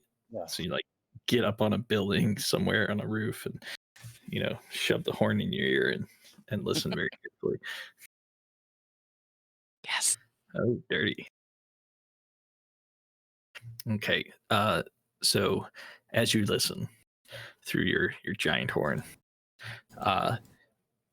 you can distinctly hear the footsteps of four guards. They patrol around the warehouse once per hour, and then at night you hear them lock the doors. It sounds like the locks are actually pretty good, heavy locks, and then the guards go home. During the daytime, there's always at least one guard outside and more elsewhere inside the building, and they seem to kind of cycle about once every hour. Let's see. Okay. You also with your 6, you overhear a conversation between a couple of the guards, and it seems the guards are underpaid. They seem a little disgruntled about the amount of coin they're earning for this work. Yeah, morale is low. Maybe we can bribe our way inside. Okay, that'd be a social plan. Like bribe your way in, what would be the detail? Well, I'm just throwing stuff out there. I mean, Well, yeah, and we could. I just want to say I have infiltrator, which means I'm not affected by quality or tier when you bypass security measures. So if I'm trying to sneak by to try to get in using my prowl, yeah. So I'm probably down with a stealth mission. I mean, if that's what you want to do.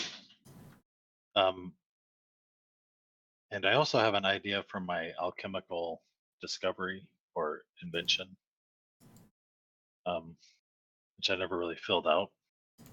But you tell me if this is possible.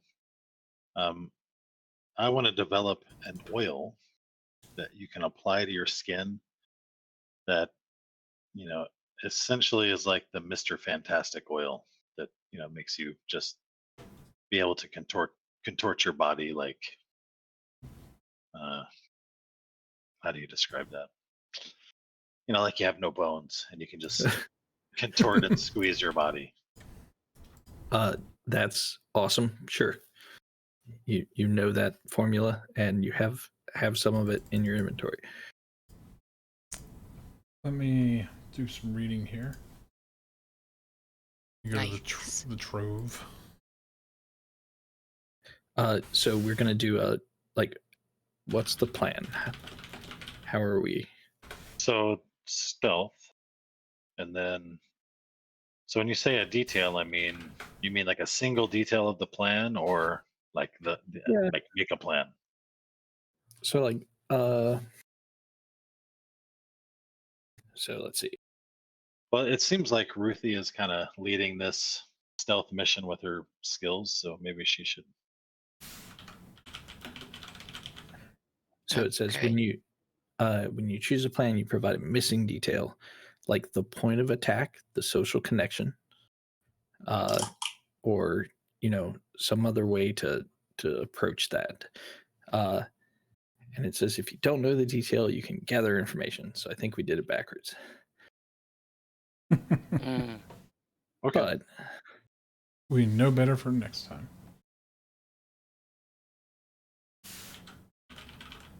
But we already did the gather information, so the guards are underpaid, and there's 4 of them, and that the locks on the warehouse seem to be high quality, and I say quality in the mechanical term.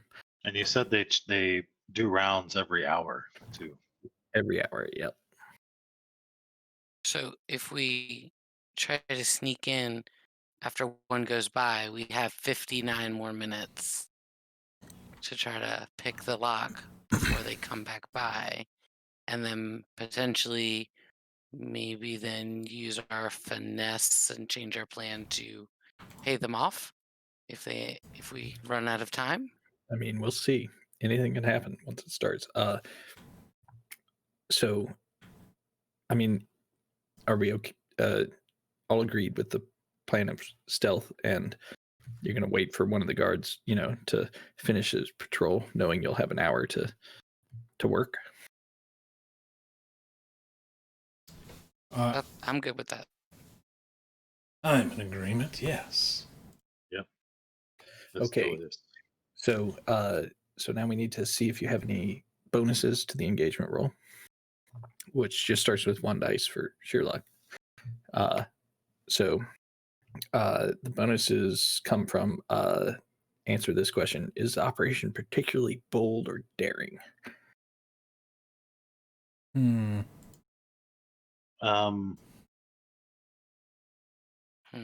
I feel like I would describe it more as like controlled. So, I mean, I don't think we want to be daring. I think we want to maximize our chance of stealth. Yeah. Is this operation overly complex or contingent on many factors? I'd say no. Nope. So that's 2 no's. So no bonus dice yet. Here we go. Does the plan's detail expose a vulnerability of the target or hit them where they're weakest? I mean- would say yes because we're We're infiltrating. targeting their poor security. Right. Okay, so you get a 1 bonus die there. And then can any of your friends or contacts provide aid or insight? Let's see. I know Eckert, a corpse thief. I don't think he can help us. I know Lord Skurlock, a vampire. And I have Rosalind Kellis, a noble. Yeah, So, gonna go with no on that one. Oh, darn. Are any enemies or rivals interfering in the operation? I have a spirit trafficker. I just have a beggar, so I don't think they're doing anything. They're not over there. I don't think we necessarily have any enemies yet to interfere. I mean, We're working on that. Don't worry. yeah. Don't you worry just yet. Okay, so now the tier of the target, right? This is a tier 3 warehouse. And so your gang is tier 0. But I'm not affected by quality or tier when I bypass security measures. So I just Right. want to. When we get to bypassing security measures, yeah. Okay. So that was 1 bonus die total, Yes. right? Yep. Okay. So that's going to be 2d6. I don't know who actually gets to roll it. It's anybody. But just roll me a 2d6 and let's see where we start. Go for it, Ruthie. Wait, I don't know what to type in. I'm sorry.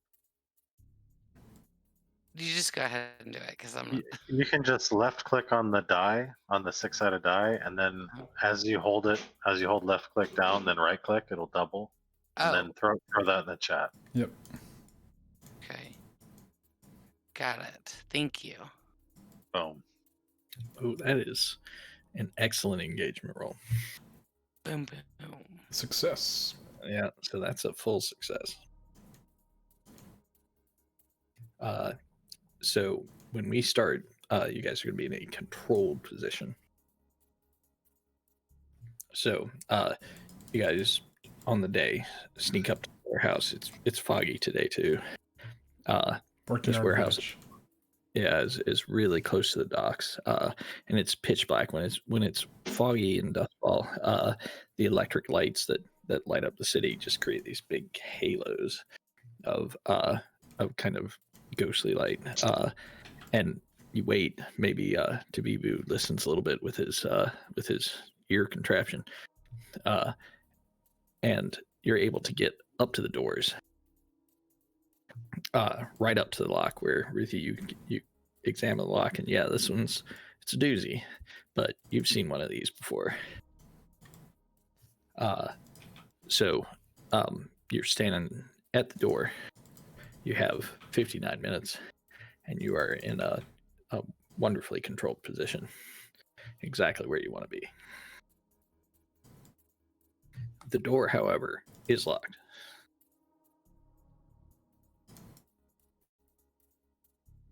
Well, I have burglar gear.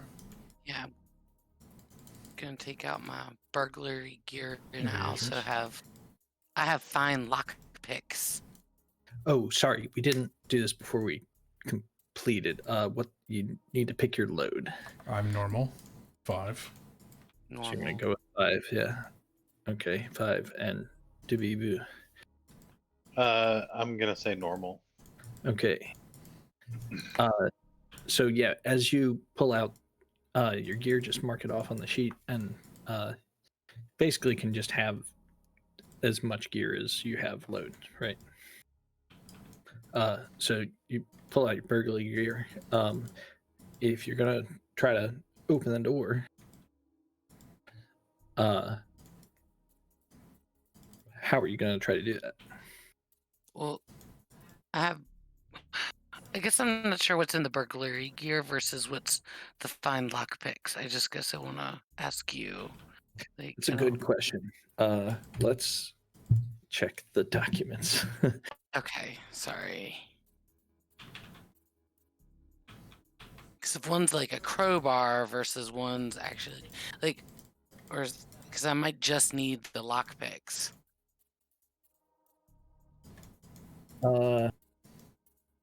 Oops. I think I found it. So burglar gear is a set of lockpicks or a small pry bar or vials of oil to silence squeaky hinges, a coil of wire and fishing hooks, a small pouch of fine sand. So it's a lot of little bits of things.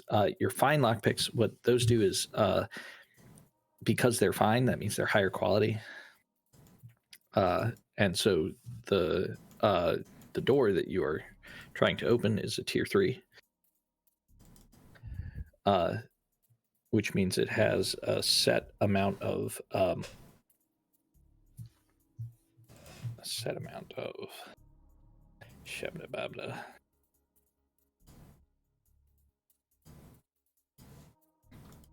So would I have an advantage then using the fine lockpicks over top of just the regular burglary gear? Yes. So I Yes. would want to use Yeah. those. Yeah. Okay. The So fine lock, yeah. they're like better version of burglary gear. Yeah. Okay. So yeah, that's what I'm going to use is the fine lockpicks, and I'm going to try to and would that be tinker? Or would that be? Or could I use my finesse of? You get to choose. Finesse, I think, that makes sense to me for picking a lock. Okay. Tinker also, like if you figure out how the lock works and do it that way. Yeah, but I think finesse is like, I think picking locks for sure. Yeah, using my finesse to just using the skill that I've honed over the years on the streets, out there running around, and use that. So Okay. does that mean I roll the finesse roll? Yeah. So finesse roll. This is an action roll. So let me just quickly pull up the action roll and make sure I do this right.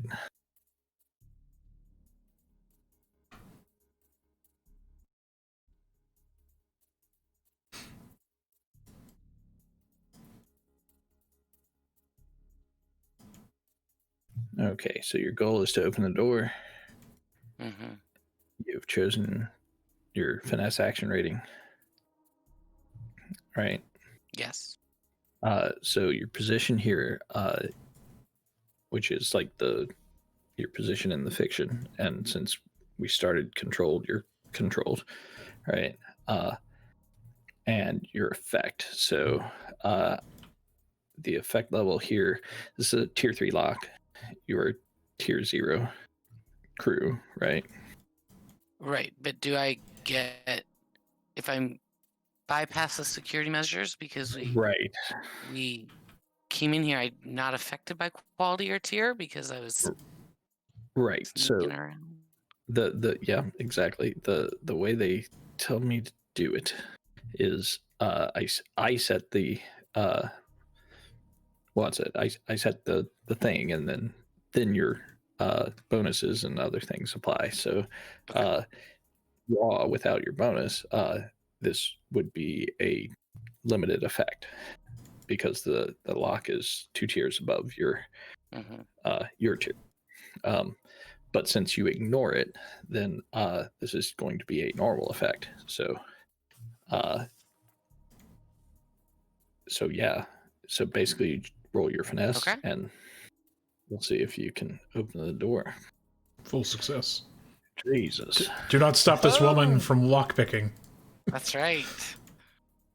So with full success, you take no consequences and you accomplish the action. So the door under your quick and delicate hands, the lock is heavy, but it opens and cracks open silently.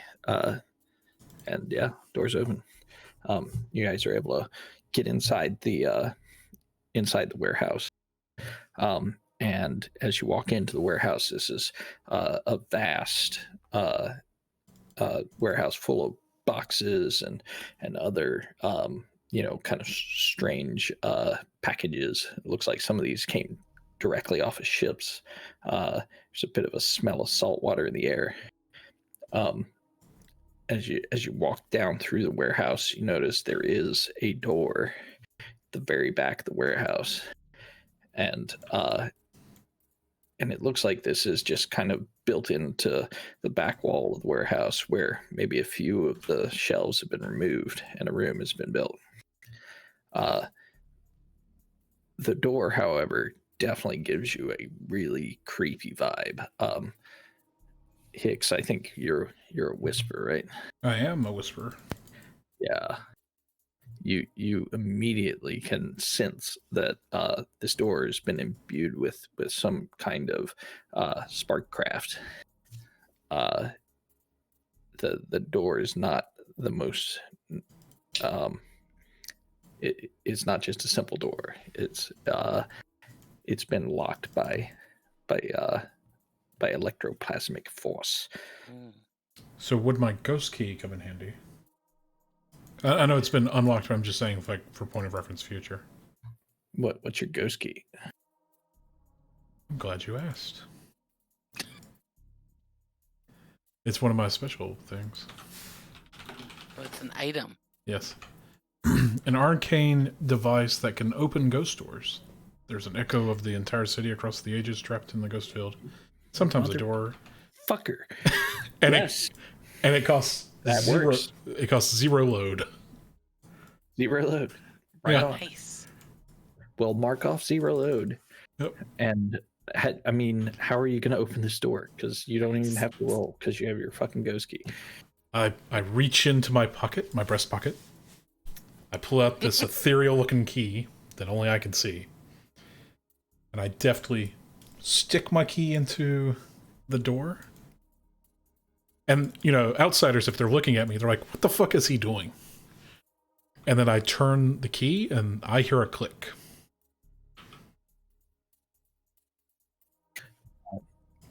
You hear a click, that door opens.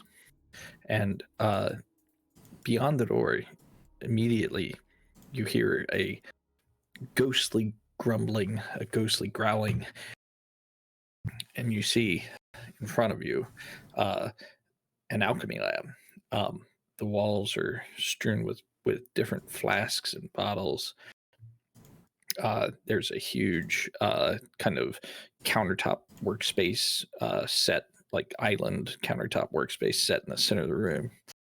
And chained to that, you see a ghostly guard dog. Oh.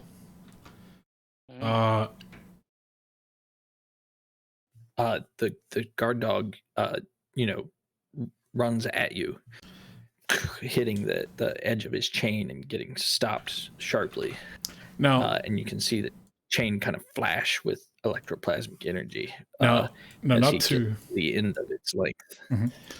Now, I don't want to detract from you guys, but I have just the thing to handle this ghostly apparition. It's called a fine lightning hook. It's an arcane item that allows me to see supernatural energies in great detail. It also affords some protection against ghostly possession. Oh, no, wrong one. A long two-handed pole with a loop of heavy wire at the end, connected to the electroplasmic capacitor, suitable for grappling a spirit and dragging it into a spirit bottle. Cost 1 load. Do you have a spirit bottle? I also have spirit bottles, and they cost 1 load as well. Actually, 2 of them cost 1. Well then, prepared. So that's how we're going to use my load. Guys, there's a spirit right there. This is like Ghostbusters. You're just going to like slide your lightning hook underneath him and press the button and capture him in your bottle. That's the plan. Okay. So how do you do that? Like, what action do you choose? Excellent question. I gotta Google attune. Like, what exactly attune does for me. Because it has some examples. Hold on.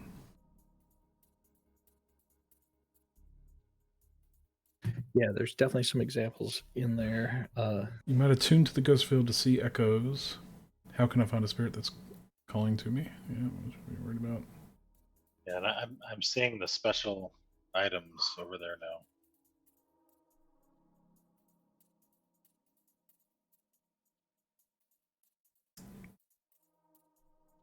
Huh. And so, see, you've used your. Well, you took normal, so you use your ghost key, and then So the ghost key 0. yeah. Holding Yeah, you're good. holding 2 spirit bottles is 1, and using the lightning hook Right. is also 1. Right. So that's a total of 2 out of my 5. Yeah.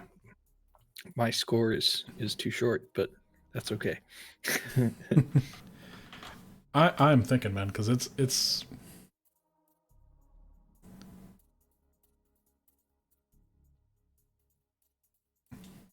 I guess I'm going to use finesse to lasso him with this hook, Sure. because it does say you might formally duel an opponent with graceful fighting arts. So Yeah. Also, don't forget, you guys can assist or set up. yeah, guys, there's a ghost dog right in front of us. So to assist, I mean, how does that work? Yeah. Because he's using some special item, so Okay, so assist is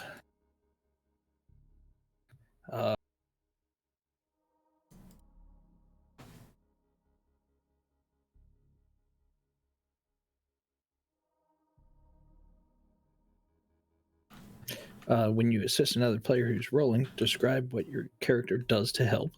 You take 1 stress and give them 1d.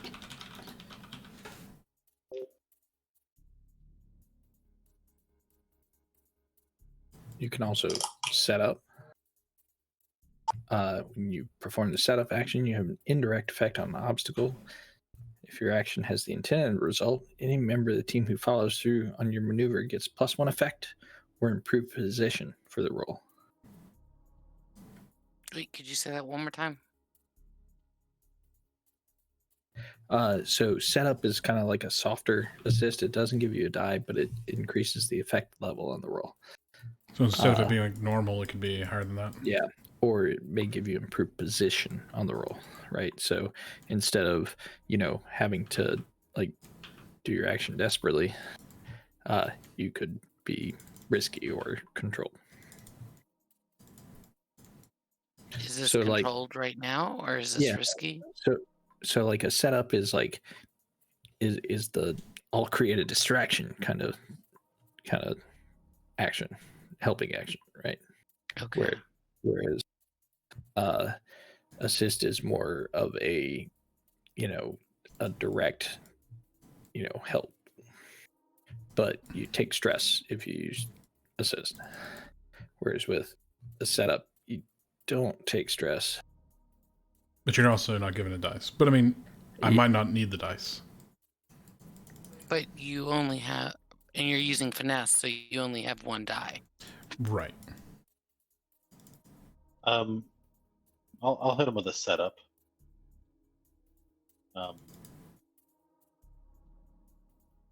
So this is a ghost dog. Yeah, maybe I just sort of move to flank it a little bit. I mean, I guess like in a hallway, but you know what I mean. Just try to distract it. Okay, how are you going to distract the ghost dog? I'm gonna wave my hands and say, "Hey, ghost dog!" All right, works for me. So so you'll get that +1 or sorry, what was the original action? I don't think I've set the effect in. Finesse. Yeah. The original action was I was going to lasso the dog with the lightning hook using finesse. Okay. So I'm gonna go with just a standard risky normal effect. So with the setup, you can either make your your position better, meaning go from risky to controlled, or you can make the effect better, going from normal effect to great effect. Let's go with controlled. Well, I'll be honest, I don't know the difference between controlled and... So the mechanical difference is that when your position changes, Mhm. the consequences get worse, right? So like Okay. if you are in a risky position, the consequence is a consequence. If you're in a controlled position, the consequence is a minor consequence. And if you're in a desperate position, then it's a major consequence. And then in terms of effect, when it's a limited effect or reduced effect or even zero effect, then that's like it doesn't work as well as you hoped, right? Mhm. Whereas if it's normal effect, then it does what you wanted, and if it's great effect, it does what you wanted, and then plus some. Okay, so we're just going to go with controlled. You go with a control position, Yeah. normal effect. Yeah. All right, so Okay, so yeah, you would just roll your 2 die. okay. Oh fuck. I don't know. Yeah, well, with 1, so you get your lightning hook and you push it down on the floor, and you kind of Hicks is over there, or sorry, not Hicks, Tabibu is over there jumping up and down, and the dog looks over at him momentarily, and you're like, now's my moment. Push the lightning hook forward. It skitters across the floor and bounces uncontrollably. And one moment, so you're gonna suffer a minor consequence. Well, it's a good thing I went with the controlled setup instead of... Mm-hmm. Yeah. So the minor consequences, I'm going to start a clock.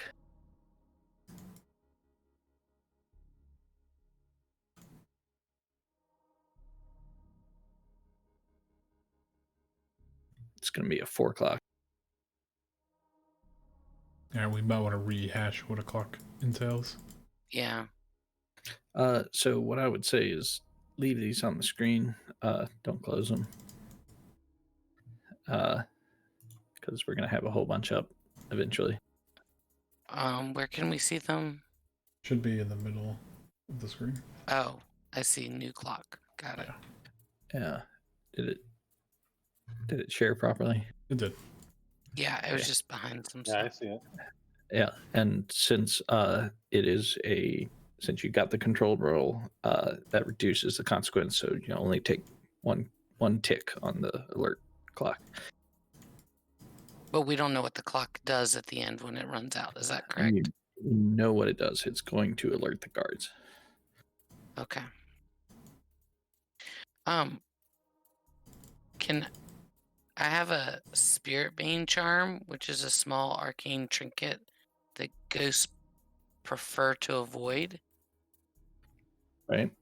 And since I see that's not working there, I just kind of pull out my trinket for that dog to see, expecting him to kind of whimper away from it because he's not a fan.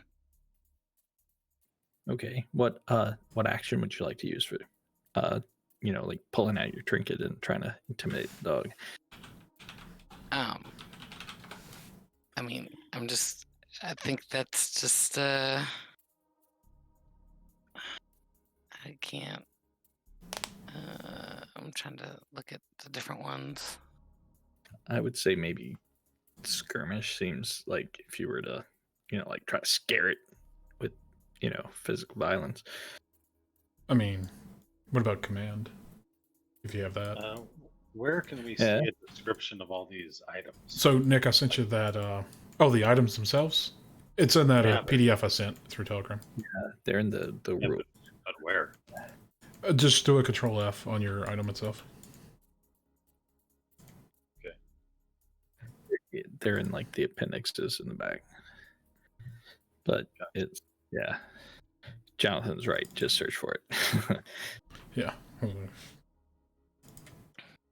Okay. Well, I guess I don't have anything in either skirmish or command, so I'm gonna take a I mean, maybe you want to do it in a different way. Like if you can do it through your finesse, or you know, or you can take skirmisher command and push yourself. There you'll take some stress, but you'll get an extra bonus die, so you won't have like just the empty 0 die. Right. And keep in mind, guys, stress is not like you can regain stress. You do it every downtime. So stress is kind of like one of the currencies that you use to do things that are amazing, right? Like let you be the scoundrels that look death in the face and say, "Not this time," right? Mm-hmm. So I would, yeah, Okay. maybe not. Well, then worry I think so I'm much gonna. about stress. I mean, it is bad to take stress, but it's also not like killer. Okay, yeah, I think I'm gonna go ahead and use command because I'm trying to intimidate the dog away with my charm, and I am gonna go ahead and push myself with 1 stress, so that I don't take a disadvantage roll, and I only roll 1. Yep. Okay. So on your character sheet, you can just double click the second 9 on stress, and it should reduce your total stress by 1. Okay. Wait. Oh, I Like see. The second 2 9 9s. itself. Yeah. The second 9. Yeah. When I double click it, I get a script error.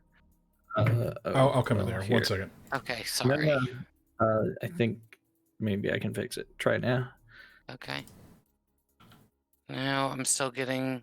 Yeah, let me go in there, Garrett. 1 second. Try right clicking on it and selecting reset all. Okay. Reset all. Yep. Now try. Okay. And Now just try. double click. Yep. Still script error. Yeah. Okay, my shit's broke. Sorry. Oh, okay. Well, we manually changed it to 8. So. Okay. Oh man. Okay. Well, I'll have to figure out why that doesn't work. Okay. But okay, it's at least at 8. So. Yeah.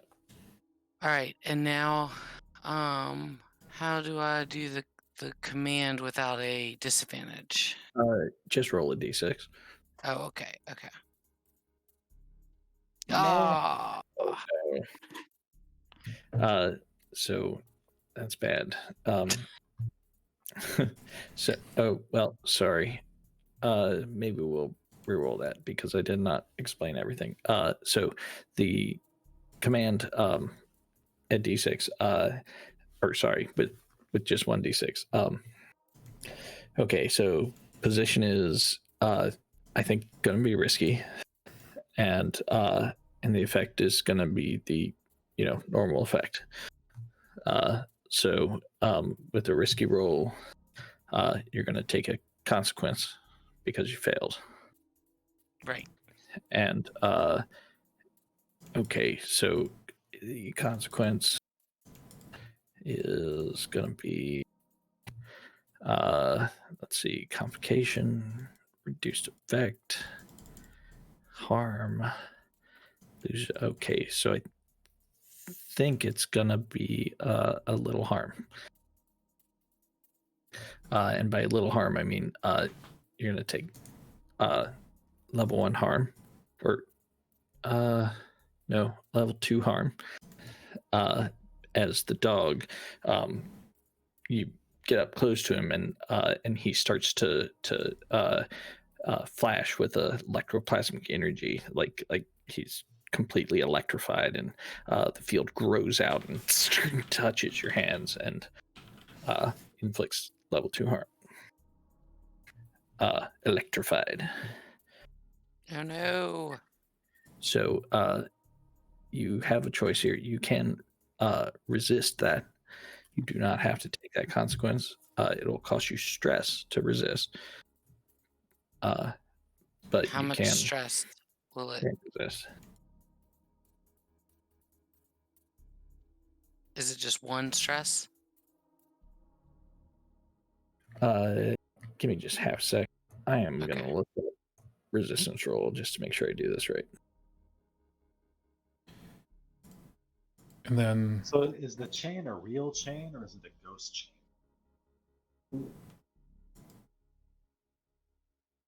The dog is on a chain, right? yeah, Right. I'm assuming it's a corporeal chain, but binds the dog.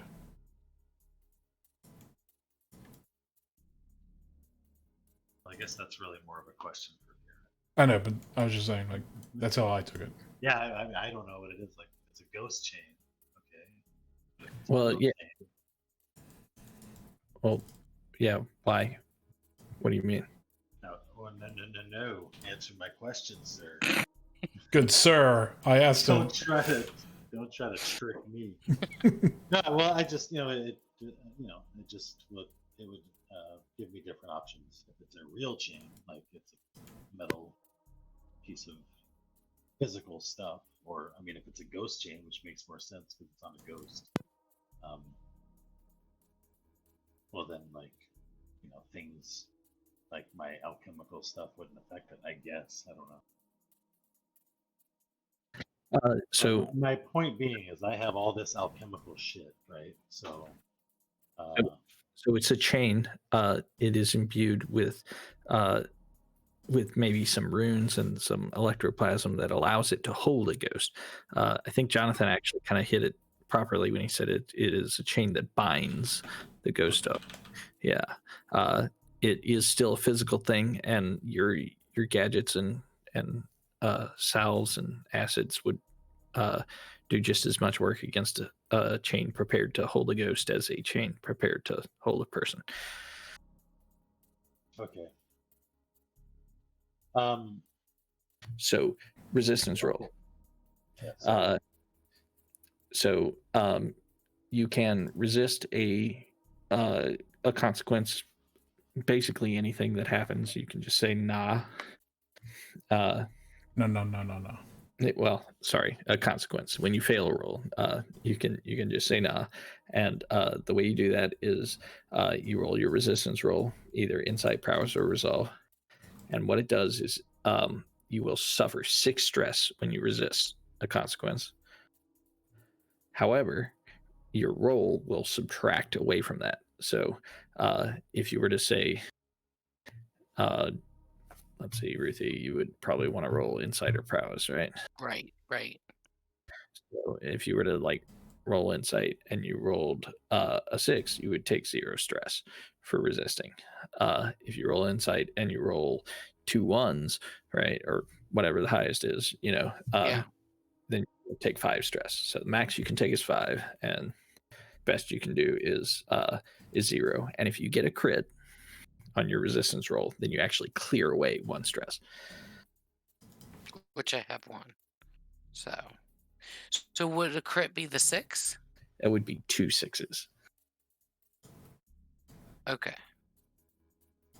Gotcha. Okay. So how would I guess I'm not sure how I use insight. So I guess to survey what he's doing is he's trying to I'm assessing the situation as he's coming at me kind of thing to try to resist it. Well, no, you tried to drive him away with your charm, and failed. Right. He's reached out and shocked you, right? If you do not resist it, you're going to take level 2 harm. Yeah, I and want to try to resist it. Yeah. yeah, and that level 2 harm, what it'll do is any future action rolls you make will take -1d until you get that harm healed. No, I want to try to resist it, so I'm willing to take the potential stress. Okay, so then how are you going to resist it? Just with your prowess, the strength of your constitution character? Yeah. That.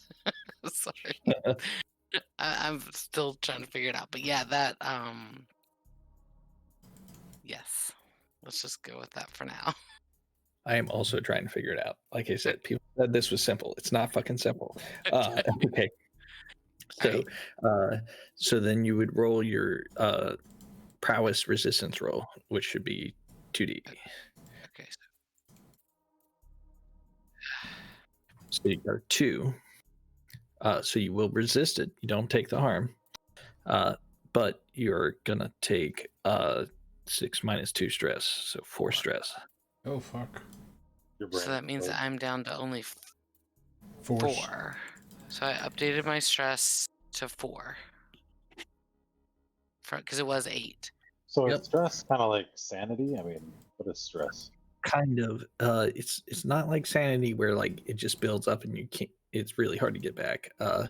Stress is like you use it to kind of like to give yourself a lot of advantages to push beyond like just the normal roll or whatever And- roll you have. And then you get it back when you visit your vice purveyor Yeah. and indulge your vices. I'm going to have to do a lot of indulging after this. And what is your vice? Luxury, of course. Wow. Okay. All right. Luxurious, noble. That's right. I mean, it's better than fucking Ghost, you know. Just saying. Wait, aren't you Ghost? Hicks? Yeah. So you're fucking Ghost. Yeah. It literally says consorts with ghosts. It's like, yep. You get the cold shoulder for a while. I can tell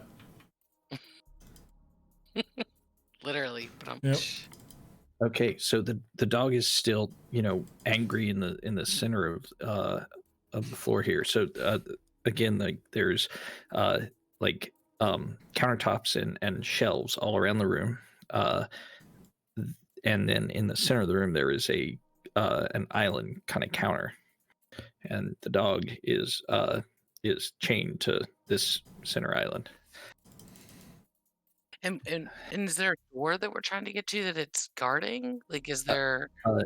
You can see behind the dog there's a chest that looks very much like the one that Bazobaz described. I have a plan. Okay. Okay. I have a Also, plan. by the way, Tabibu, you notice in here there's some other stuff that maybe only an alchemist would recognize. Sitting on that island table, there's a very large bottle of a caustic electroplasmic solution that you would know as spectrofluidic acid. Also sitting beside it looks like a recipe book. And then you also notice there's a lot of spark in here. That's what they've been making in here. And there is a set of bags, just big cloth bags that are full of doses of spark. All of this stuff is on that central island where the dog is. Okay, so seeing my companions just getting fucked up by this thing, I'm gonna roll up my sleeves. I pull out a little vial out of my bandolier, and I hold that in one hand, and with the other hand, I'm just gonna try to wrestle this dog to the ground, and specifically try to get it by the chain. And my ultimate plan is to use a vial of binding oil on the chain to try to bind it to like the floor right by its neck, so it basically has no movement, so that we can get by it. So you want to like prepare this thing and then jump on the dog and try to bind the chain down to the floor so the dog. I'm gonna wrestle that bitch to the ground and then slap some binding oil on the chain itself and bind it to the floor. I'm assuming the floor is like solid. It is. Okay, so yeah, this binding oil, let's see, permanently fuses 2 surfaces. So it's a little complex. So maybe let's do it one thing at a time. I would say it's how- complex and bold. yeah, yeah. So I'm But gonna wrestle the dog to the ground. yeah, how is that going to happen? What I'm gonna action I'm are gonna you gonna fucking get in there and I'm gonna wreck that bitch. gonna wreck? Okay, I'm gonna wreck that son of a bitch. okay. So does anybody want to All right, one second. or I will assist in whatever craziness that he is going to do. I will- if you're Can I? gonna- And I while will- this is hold on. happening, am I allowed to sneak over? Sorry. Before we do that, I need to tell you what the basis is. So, if you're gonna do that, if you're gonna wreck him and just try to tackle him down to the floor, I'm gonna say that's desperate, and you will likely have limited effect. Okay. Yeah, I mean, I don't really need a huge effect. I just need to get to the Yeah. chain, really.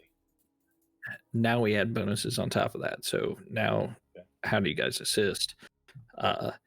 So I'm willing You to know, take you the can push stress. yourself So- to take an extra die also to Bibu. Yeah, I mean you can assist and he can push himself. Like you can always like pump up your roll to make it better. It just costs stress.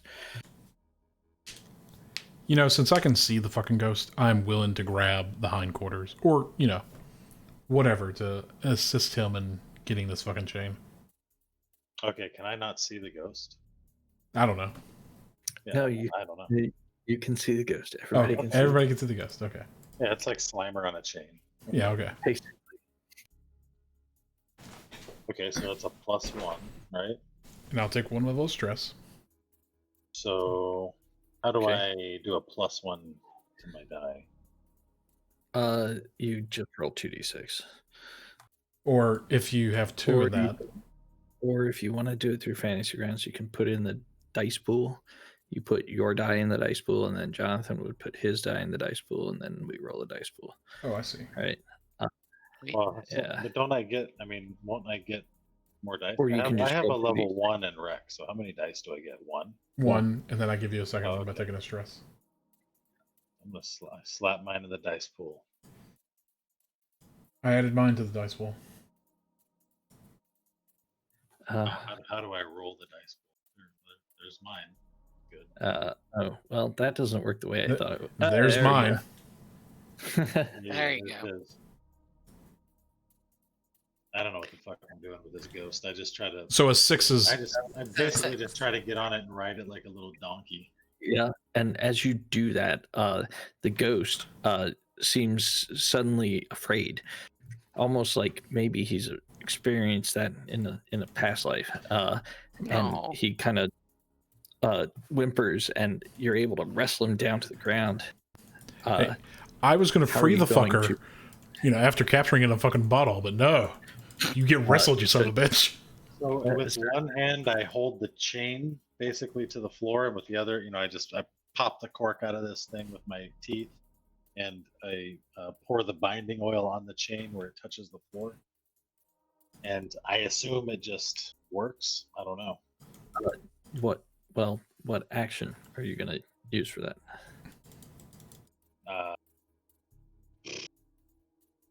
I have no idea. I mean, sounds like finesse. Just trying Okay. to. Finesse, yeah, I guess. Okay. So Hicks, you're down on the floor with him. You can see Tabibu has this dog under control, and he's trying to, pin down that chain. Are you gonna do any helping? Is anybody gonna do any helping? I mean, Set up. I could set him up by, yelling at the dog to, get its attention to look at me instead of, Well, or I get the prostate. Oh, there you go, Tabibu. There you go. Like I said, it just works. I was gonna say I get the prostate thermometer that dogs fear. Tabibu, you're dusting your hands off, telling everybody why are they so worried. The dog now, Ghost Dog, is stuck down to the floor with a very short length of chain. As long as you don't get within a few feet of it, you're fine. And you guys are able to walk around and you find the chest that Bazo is pining over. You you find this large bottle of spectrofluidic acid. There's a set of recipes, and there's also quite a large supply of spark here. So much, in fact. Yeah, grab all the spark you can. I'll start working on the chest while you guys work on that other stuff and take a look around. I mean, hey, I'm always looking to sell some more spark. you just point out the spark. I'll bag it up for you.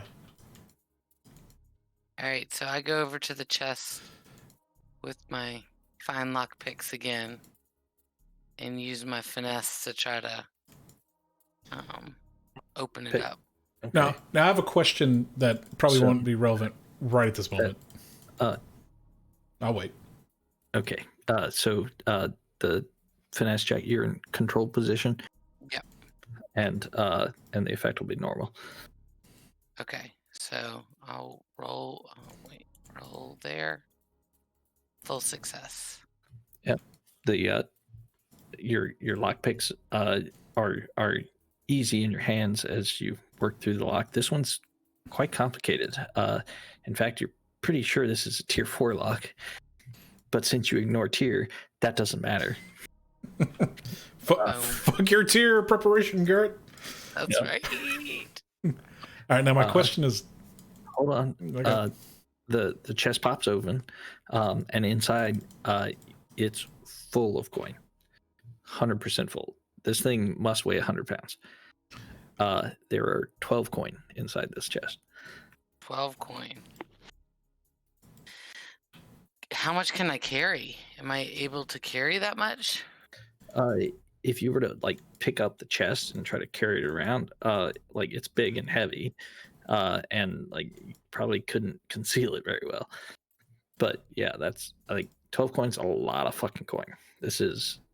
Didn't you say one coin is like 30 days of work?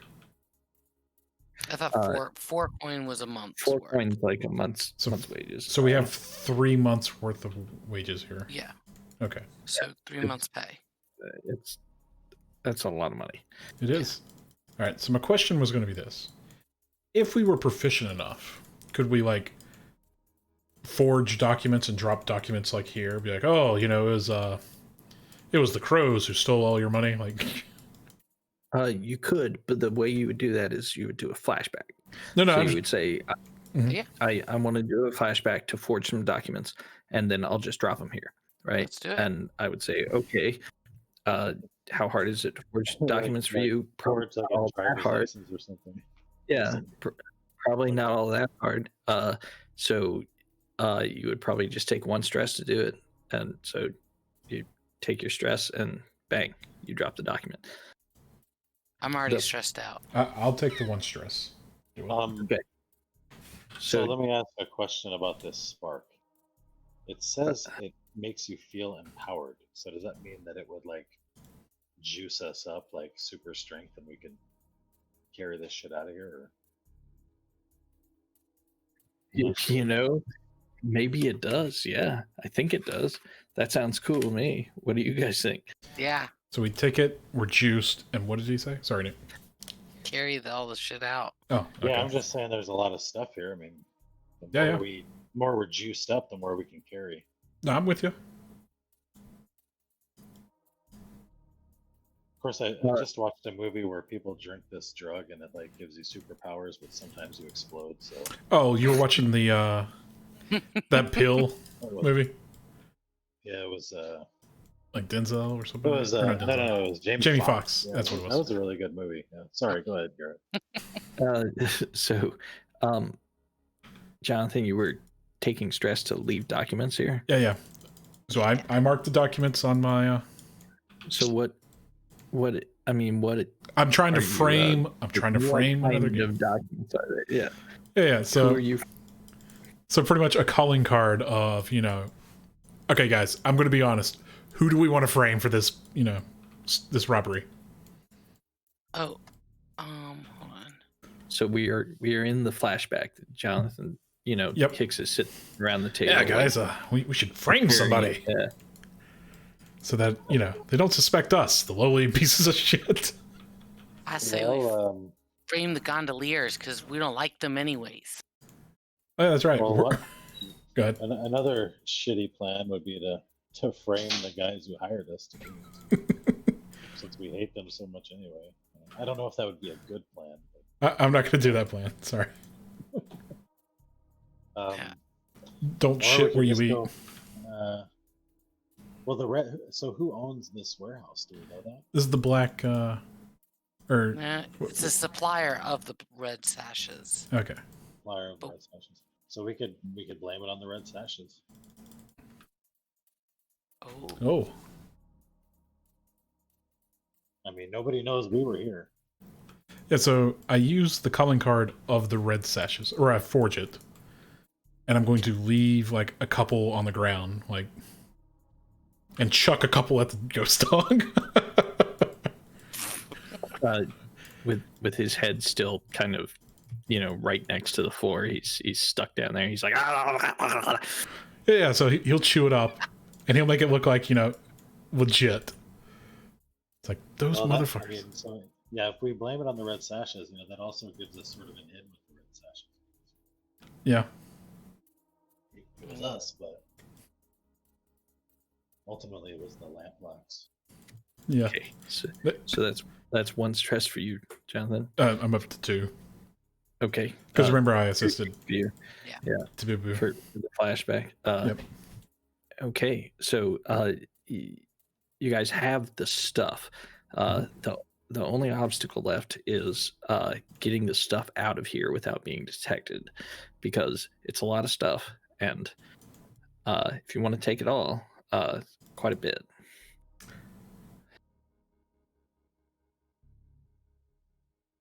So, Dabibu, you can easily grab the set of recipes and put them in your pocket. The bottle of electroplasmic, spectrofluidic acid. You know that is an extremely rare reagent, and the bottle is quite large. This is easily 2-3 gallons of the stuff. I mean, you just tell me what you need me to carry, and I'll carry it, buddy. Well, we need to get the chest and we need the money. for the job. Well, the chest is the money. And so Yeah. the obstacle is not that you can't pick it up. It's too heavy. It's that if you're gonna walk out of here with all this stuff, you're gonna be quite obvious. So, what if I was wearing my fine shadow cloak? Would that help me? Yeah. Kind of put it under my fine shadow cloak, and then you can't really see it as much. Sure, I'm you could concealing it. like swaddle some of the things with your shadow cloak. Yeah. That would help out. I think the shadow cloak helps out with stealth rolls, right? With prowl and like hiding from things. So yeah. Okay.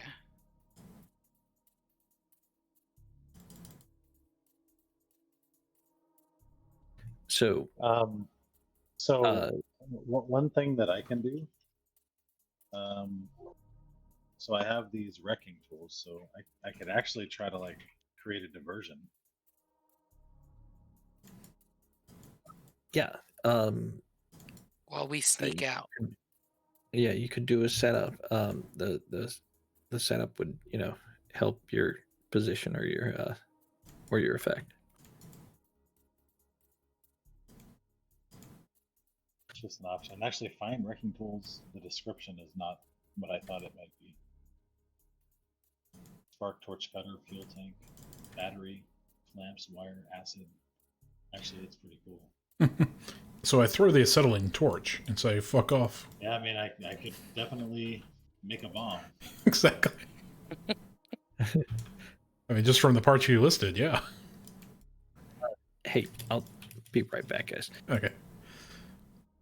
So yeah, I mean, if we're trying to be subtle, that's why I was, or savvy. That's why I was trying to leave behind the calling guards of someone else. Right, but we still have to sneak out of here. Yeah, but I'm saying like, Yeah, I mean, well, we were pretty subtle getting in here. I think if we, Okay, just well then, create it. also, there's only so much money that we can keep because, we don't have room for all of it. We don't have a vault. Well, so ultimately, that chest is going to the other guy. yeah, I think he wants the money He's in the gonna chest. pay us. He's gonna give us 4 gold, He's giving us 4 for the 12s. and Yeah. I'm not sure how much of this stuff they want either. None. They They said, just the chest is what I remember. okay, Oh yeah, they just want the chest. But we're gonna make some money off of your alchemy stuff. Right. He's got us the hookup with the alchemy stuff. So Yes. most definitely we need the chest, the supplies, and reagents.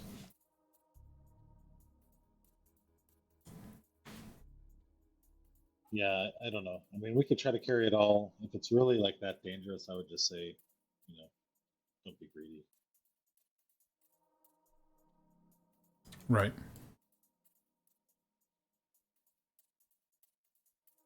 Okay. But yeah, bottom line, we gotta get. Yeah, it's pretty easy to fail in this game. I mean, I think Garrett wasn't expecting us to have like the solution to a lot of his traps. Just by the characters we picked. We got some lucky rolls in the beginning. We did. We did.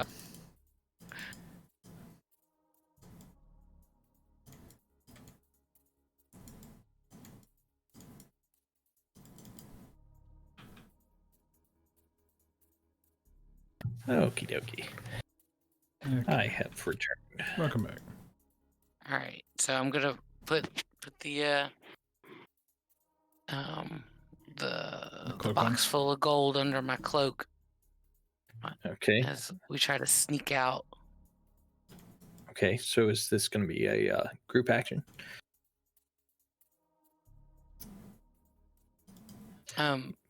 Maybe a group prowl? Yeah, because I got 2 on prowl. So if we all then prowl together.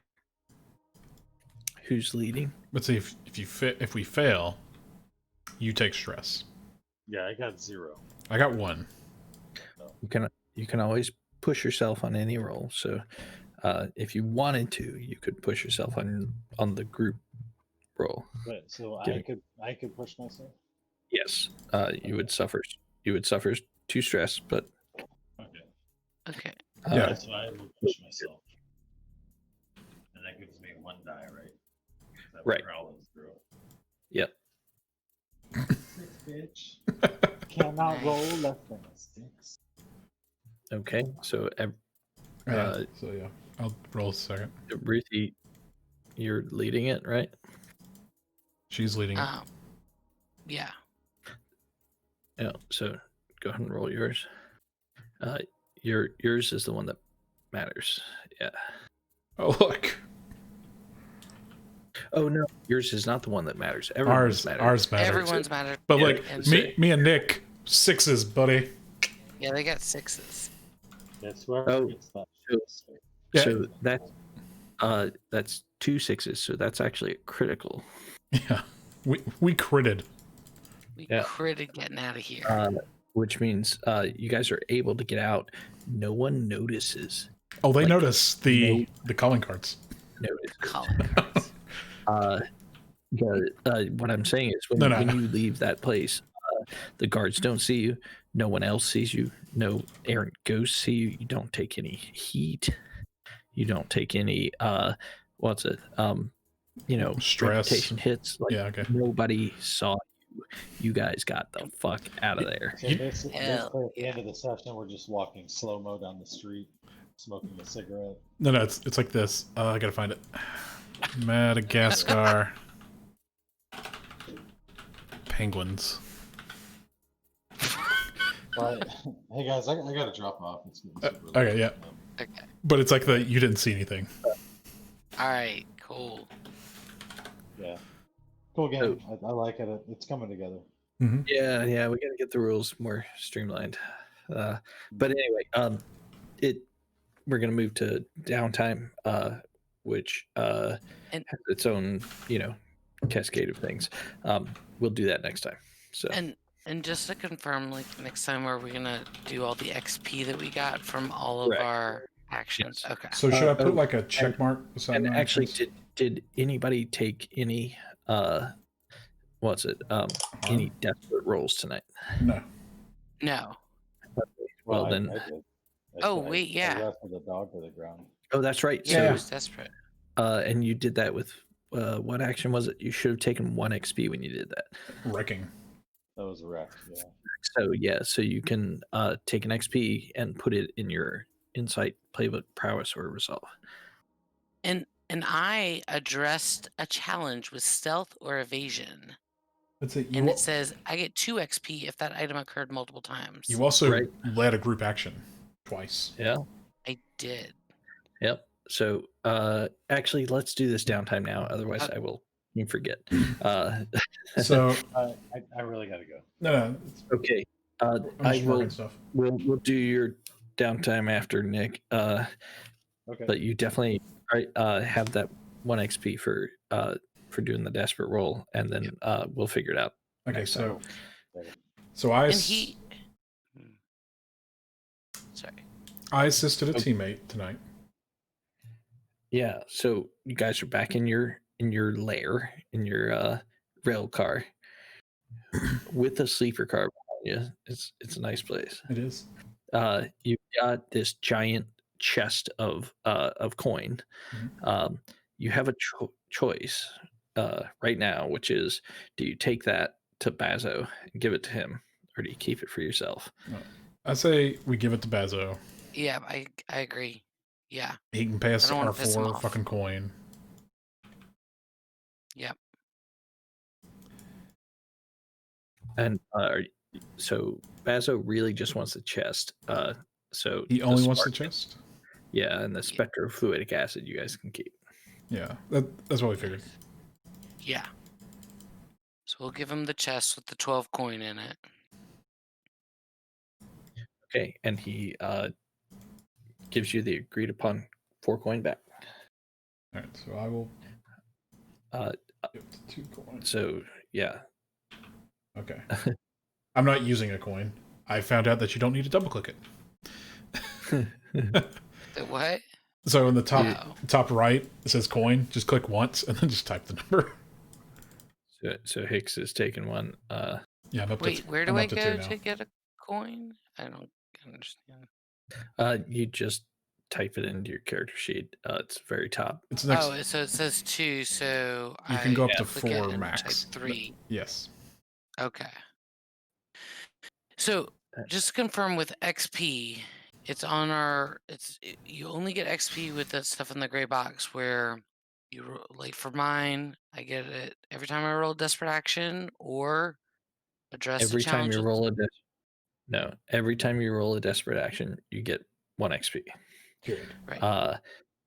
Then there are XP triggers that occur during downtime, which is what we're about to do, and those triggers give you up to 2 XP, but no more. Right.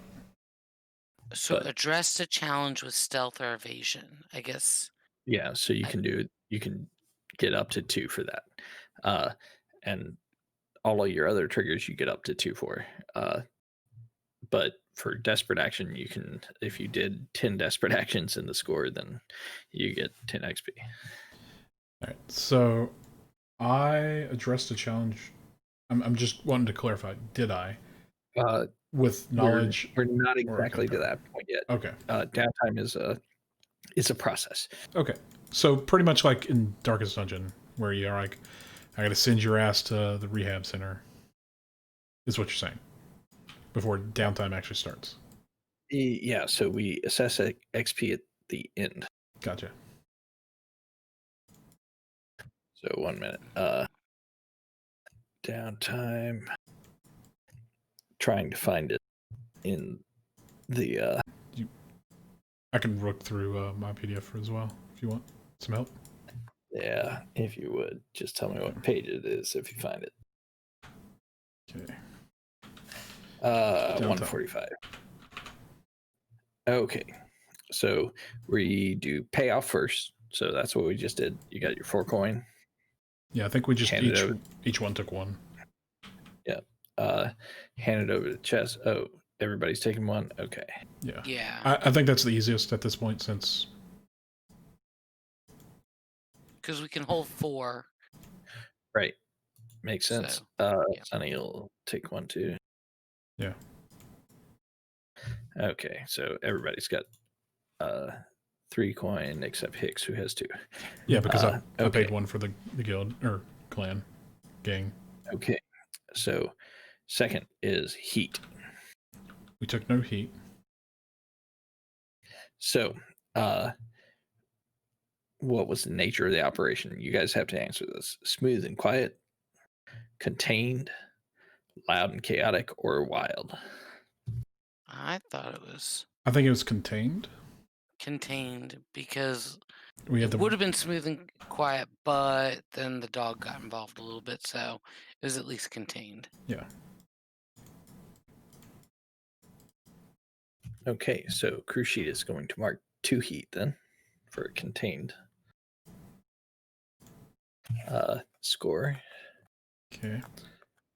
I would have agreed with smooth and quiet, but I guess Really? Yeah. Well, yeah. Well, then, I mean, I don't know what the terms are. Guys yeah, I don't know. rolled so many 6s, like everything was Well, fucking okay. cool. That's true. So, You so You took 1 consequence. Well- Super lucky. well, I'm looking for what page is that on, Garrett? That is on page 147. 147. Okay, 1 second. Because I just want to see what the terms are. Entanglements. Okay, guard payoff.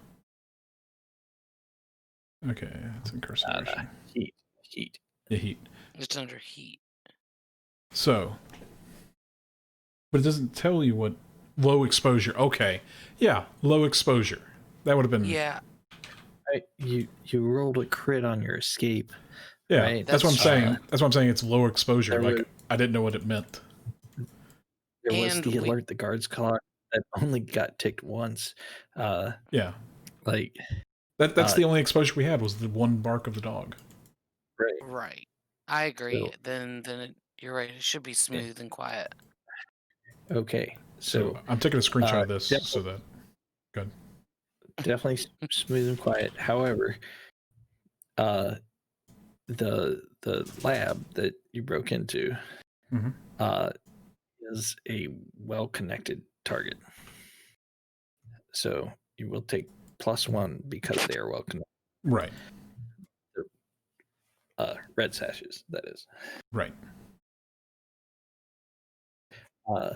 It was not on hostile turf, so you won't take heat for that. And you're not at war, so you won't take heat for that. And you didn't kill anything, so you won't take heat for that. So only +1 heat. Here. Bodies draw attention. That's funny. Yeah. So you would mark 1 heat on the crew sheet. It's already marked. Nice. How did you mark it? With the drawing tool. Oh, Heat's at the bottom okay. left. Can't see it. You might have So If I ne- You might have to Close close it it and and open it back. reopen Yeah.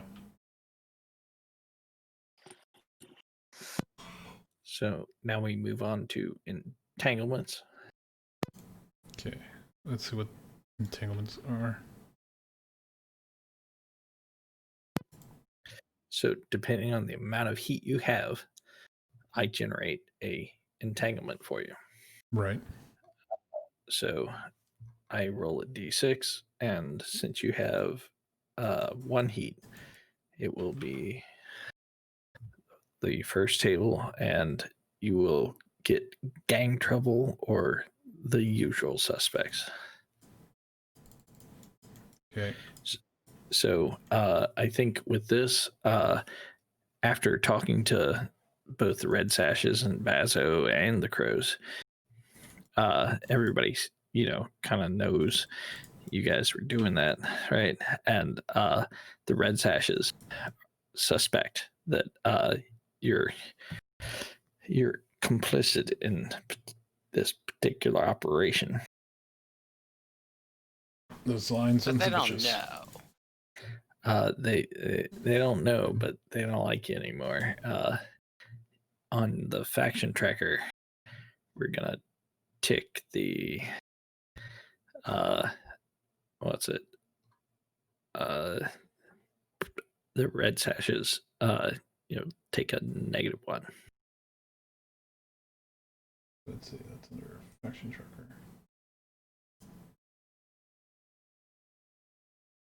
Red Sashes.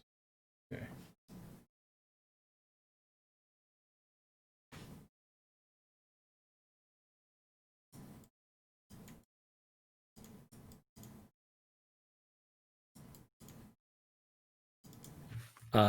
You also dropped the documents there in the lab framing the Red Sashes. Yeah, their suppliers should be furious. Yeah, the gondoliers are much angrier at the Red Sashes you hear on the street. Good. War. Good. Go to war, gondoliers.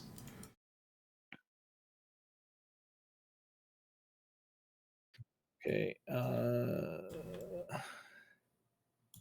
The gondoliers don't like us, so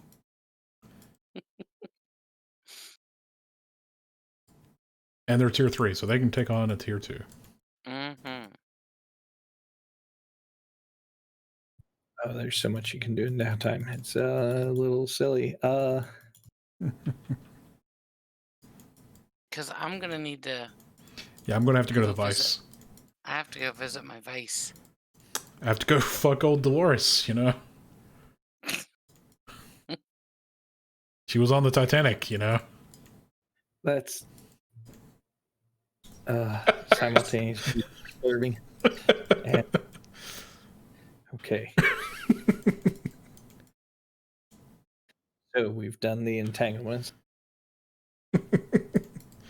There is no incarcerations, right?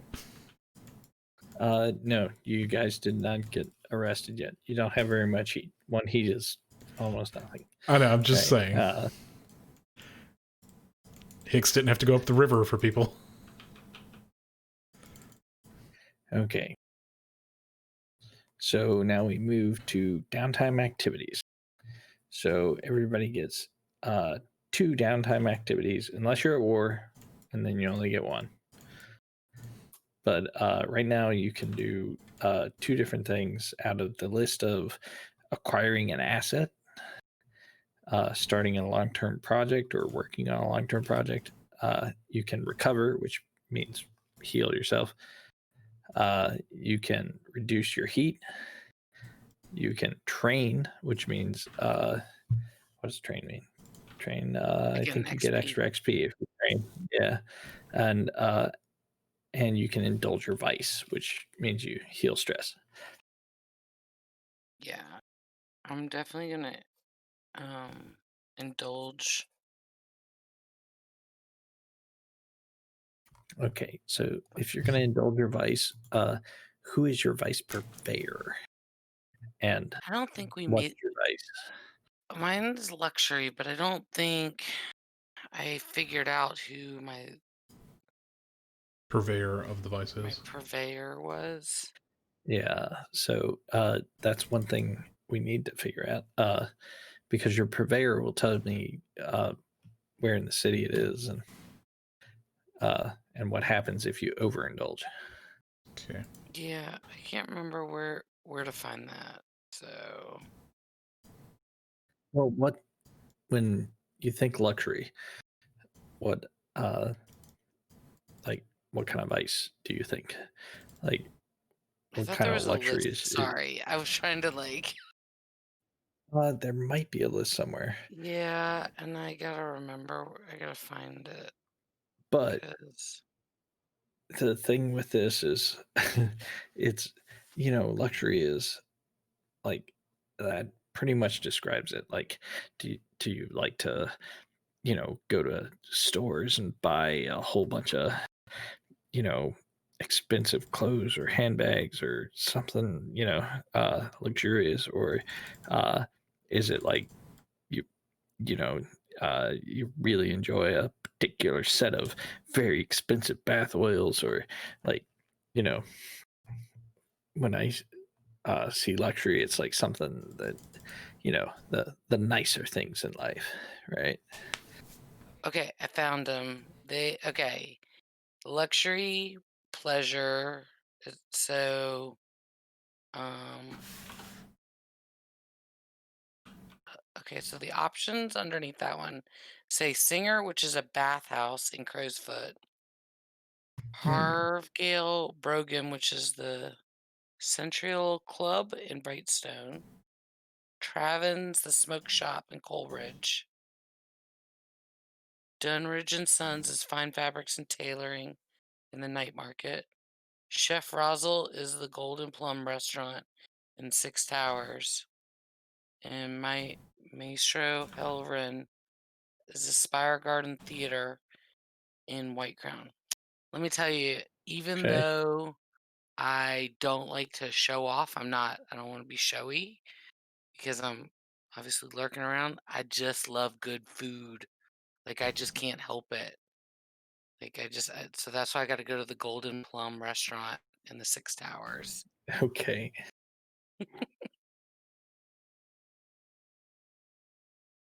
So Okay. you're gonna indulge your vice.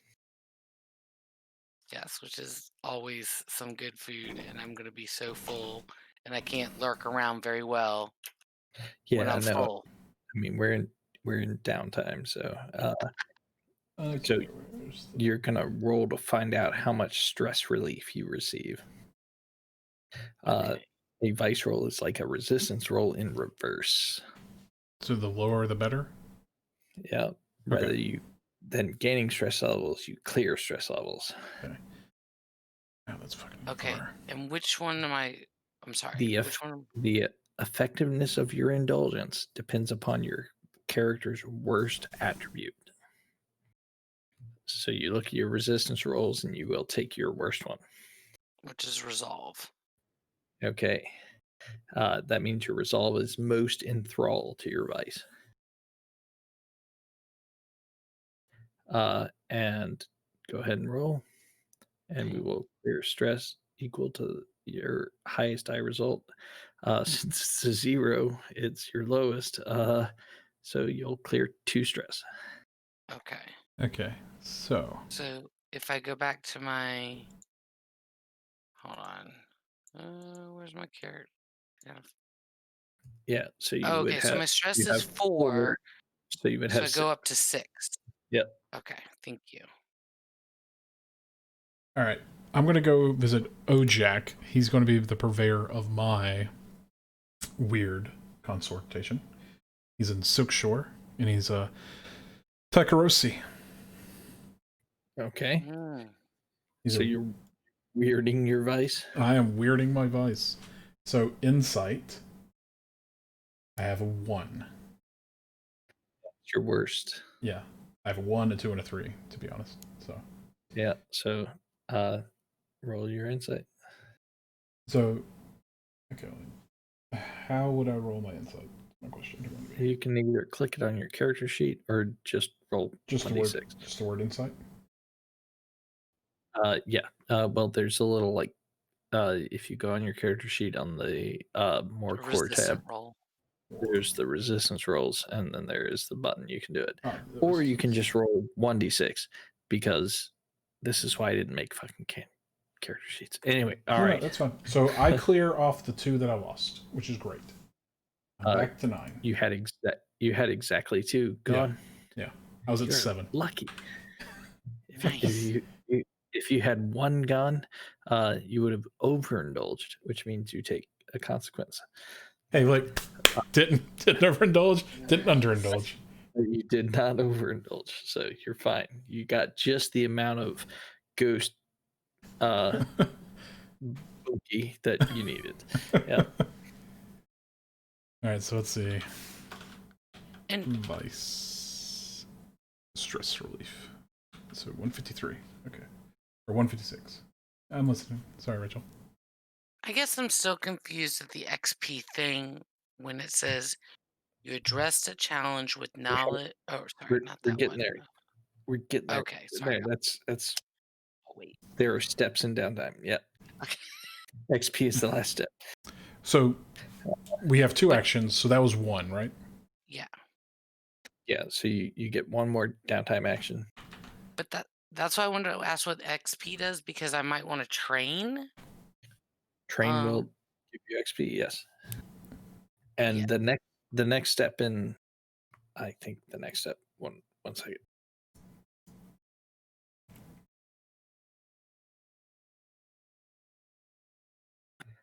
Yeah. So next step is XP. Okay, so one more downtime action, and then we will assess the XP. So I'm just trying to read through what a long-term project would be. I think the reason they do that is you can do stuff in downtime that gives you XP. So you Gotcha. wait until the. Well, I wanted to train. So when you train, is that what I'm trying to like get a command? Like let's say I'm trying to get more like higher command. So then you'd Yeah. work on resolve. right. I want to work on resolve. Right. So where are you trained? Page 155. Okay, so yeah, so you just get an XP. Okay. So you can just train whatever attribute you want. If you want to train your resolve, then yeah, you train it, and you would just mark that XP by going on your character sheet. You can just double clicky on the. Oh wait, it's probably gonna throw a fucking script error. You can just double clicky on the resolve. Well, it's. I mean, technically, is it resolve or is it actually like a specific one under resolve, which is attune command consort sway? You have to get the. So it's resolve. So you have to build up 6 XP in resolve, and then you can add a dot to your to one of your actions. So, like once you fill up 6 XP in the resolve track, right? Then you can add a dot to one of the resolve, right? So you could add a dot to like attune command consort or sway or whatever your resolve action is, right? Alternatively, you could add it. Yeah, I mean, you can add that XP pretty much wherever you want, right? Prowess or insight, or you can put it in your playbook, which means when you fill up the playbook, which is 8, you can choose another special ability. Gotcha. Okay. And could you theoretically like split the difference? Like, let's say for whatever reason your downtown activity gave you 1 XP tonight. Could you have that one go to playbook and the other go to, for example, resolve? If you get more than 1 X, you can put whatever your XPs into whatever you want, right? So, like, if say, well, actually, let's finish the downtime actions and we'll get to XP. Right? Okay, that's fine. So I'm going to train. Rachel, or sorry. Okay. Ruthie, are you going to train? Yes, I'm going to train also. Okay, so it's plus 1 XP for training. So now we look at the XP triggers. And so let's see. You basically look at your XP trigger on your character sheet. Right. So you know, looking at your triggers, let's see. Let's start with Ruthie. So, did you address a challenge with stealth or evasion? Yes, and I I would did say. multiple ones. What was your? I mean, you stealthed up to the building, but She what was also the she second? also group Escape led away, the escape. leading leading everybody away. Yep. So Yeah. that's 2 XP there. Did you express your beliefs, drives, heritage, or background? No. Okay, so no XP there. And did you struggle with issues from your vice or trauma? I would say no, probably. No. Yeah. So, Okay. so that's 2 XP. Plus 1 for the what's it?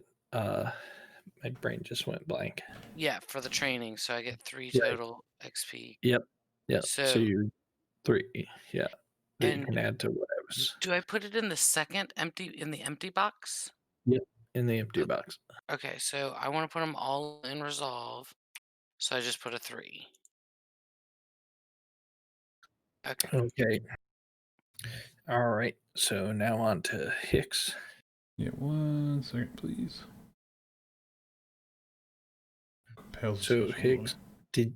did you roll any desperate rolls? I don't think you did. I did not. And then did you address a challenge with your knowledge or arcane power? I did the ghost. The I ghost think door. you did. And the ghost Yeah. door. Yeah. So I think that's 2 with the hook and the And the key. and the key. Did you express any of your beliefs, drives, heritage, or background? No. Yeah. And finally, did you struggle with issues from your vice? I mean, I talked about the vice. That's about it. You did. I don't know if I But struggled. I don't think you I struggled was so much. judging you. I was judging you. You just went and torched that goddamn ghost. Dolores says, hey. Hey now. Let's see. So I got 3 total then. Because I also trained. Yep, with the training, yeah, you would get a total of 3. So you would you can put that 3 in whatever you want. You can split it up. You can put it all in one or whatever. Yeah, so I'm going to put 2 into resolve and 1 into playbook. 1 into what? Playbook. Got it. So I'm 1/8 the way to another special ability, and I'm 1/3 the way to another resolve point.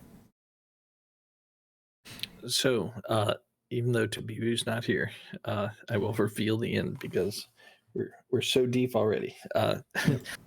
So the electroplasmic fluid that you found, the caustic fluid, that is actually extremely rare. Extremely rare. I'm so happy for us. Yeah, what it allows you to do is to take that spark and turn it into basically life essence. Nice. For people that are alive, it doesn't really do much, but for ghosts, it's like crack. Hey, we found our new crack. Oh Good. yeah, this is our deal. This is what we're gonna be dealing. That's the We new. got our own supply. We got the new stuff What? now. Got We the have- new stuff. We have ghost opium, and now we have ghost crack. You know. Yes. Yeah. So the recipe shows you how to make it, and it's spectrofluidic acid.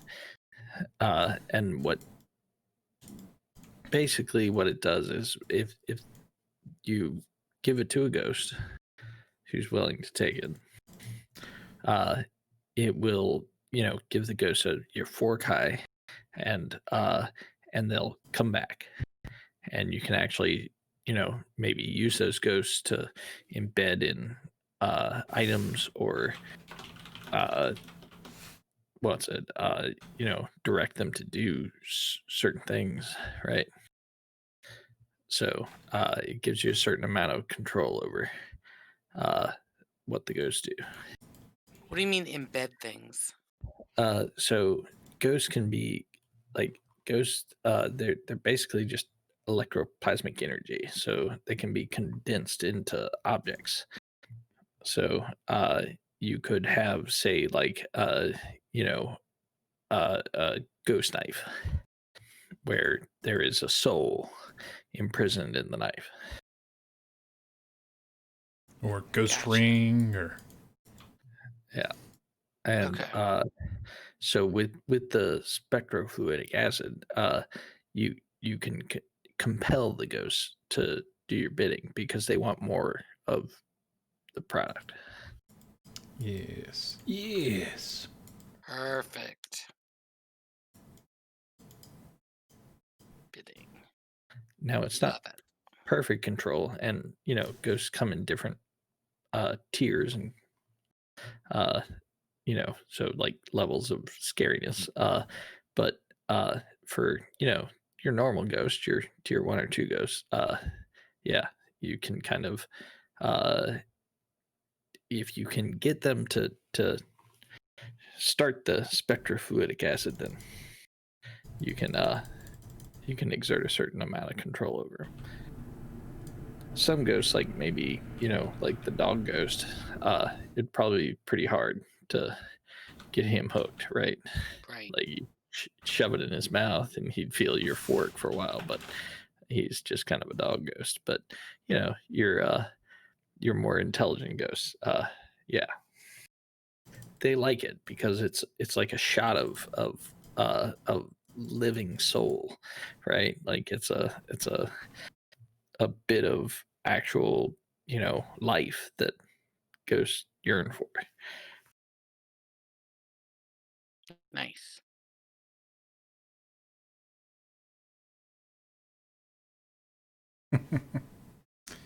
Awesome. I mean, depending on what Nick wants to do, he might be fine with that one stress. Right, because he might not want to overindulge.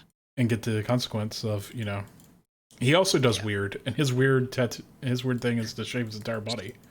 So just before we go to the end, what do you guys think for Nick's XP triggers? So let's see. Did he address a challenge with technical skill or mayhem? I think yeah. He did some wrecking. And he also did the desperate. He also did desperate. So he had a +1 desperate. Yep. Mhm. So I would just mark on like an image or just make a note. Yeah, I'm making notes now. So let's see. Like I said, he addressed the challenge with technical skill. Mhm. He did tinker roll for the the listening device and stuff, right? Yep. So Mhm. I think there's that. And then And then he did mayhem. oh, and mayhem, yeah. Yep. So that's a So, +2. so he did +2. And the desperate, so that's +3. Yep, and desperate.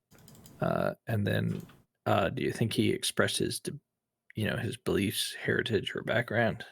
No, No. I don't think any of us really did that. Yeah, not the And- first.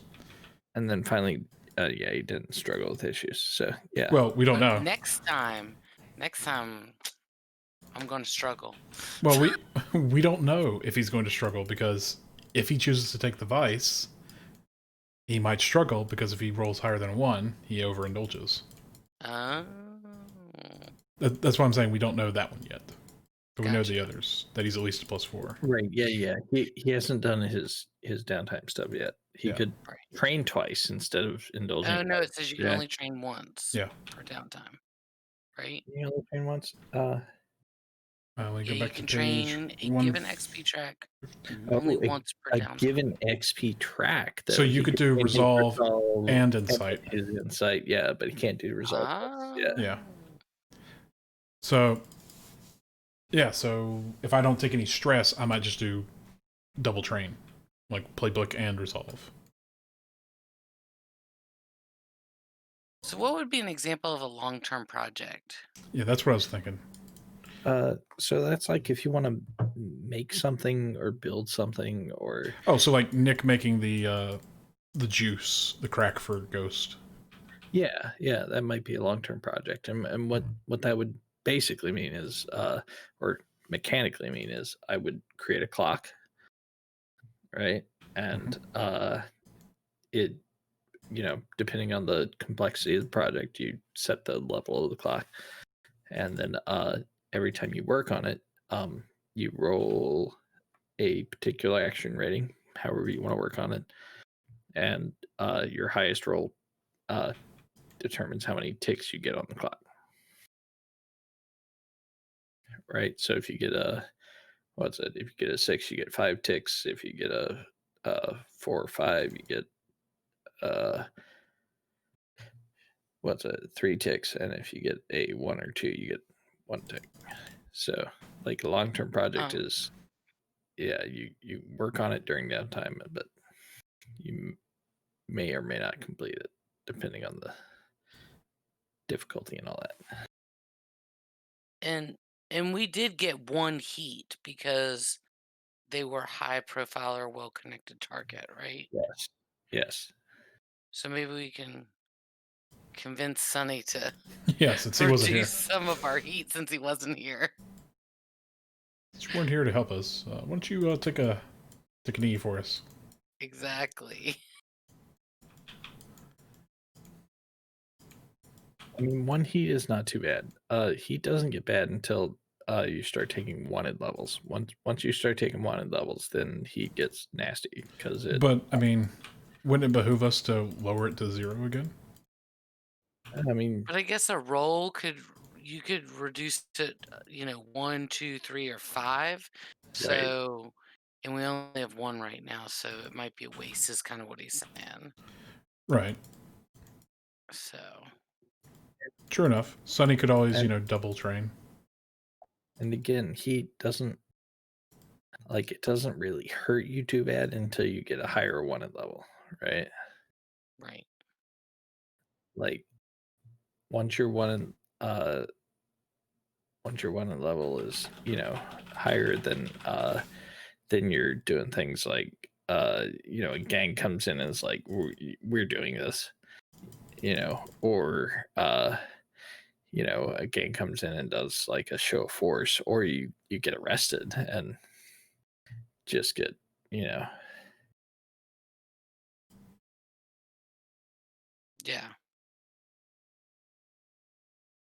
So let's see.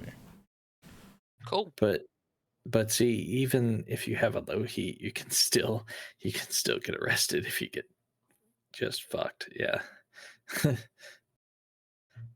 Like your wanted level is all it does is increase the amount of dice you have on your heat roll, and if you get a 6 on your heat roll, it's very bad. I gotta say, you guys rolled super lucky, like ridiculously lucky tonight. So lucky, I'm like, holy smokes, we didn't even really get into the hard stuff. But I mean, it was the opening, salvo. Yeah, but there was, I mean, am I crazy, or were there quite a few 6s? Like, well, Yeah, we did get some advantages. oh, hold on.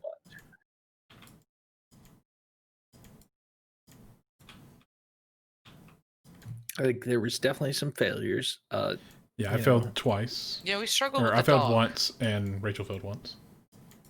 Yeah, but I mean, nice resistance, and like I said, don't be too scared about taking stress. Like, it's the stress is the primary currency of the action, right? Mhm. Kind of like spell slots in 5e. Oh, You don't want to use them all, but like you shouldn't be scared of blowing a few of them. Mm-hmm. how do you take trauma? When your stress fills up, you take trauma, and then all your stress clears. Oh, really? Yeah. But So trauma's like I lasting. have 4 trauma. Yeah. So you're but saying if I went through all So- 9 of the stresses, it would go back down to 3 trauma, but then I'd get all 9 back of my stresses again? yes, you would clear all your stress, but you would take 1 trauma. And the thing about trauma is permanent, cannot be removed. And Yeah. when you get 4 trauma, your your scoundrel is done, cannot continue.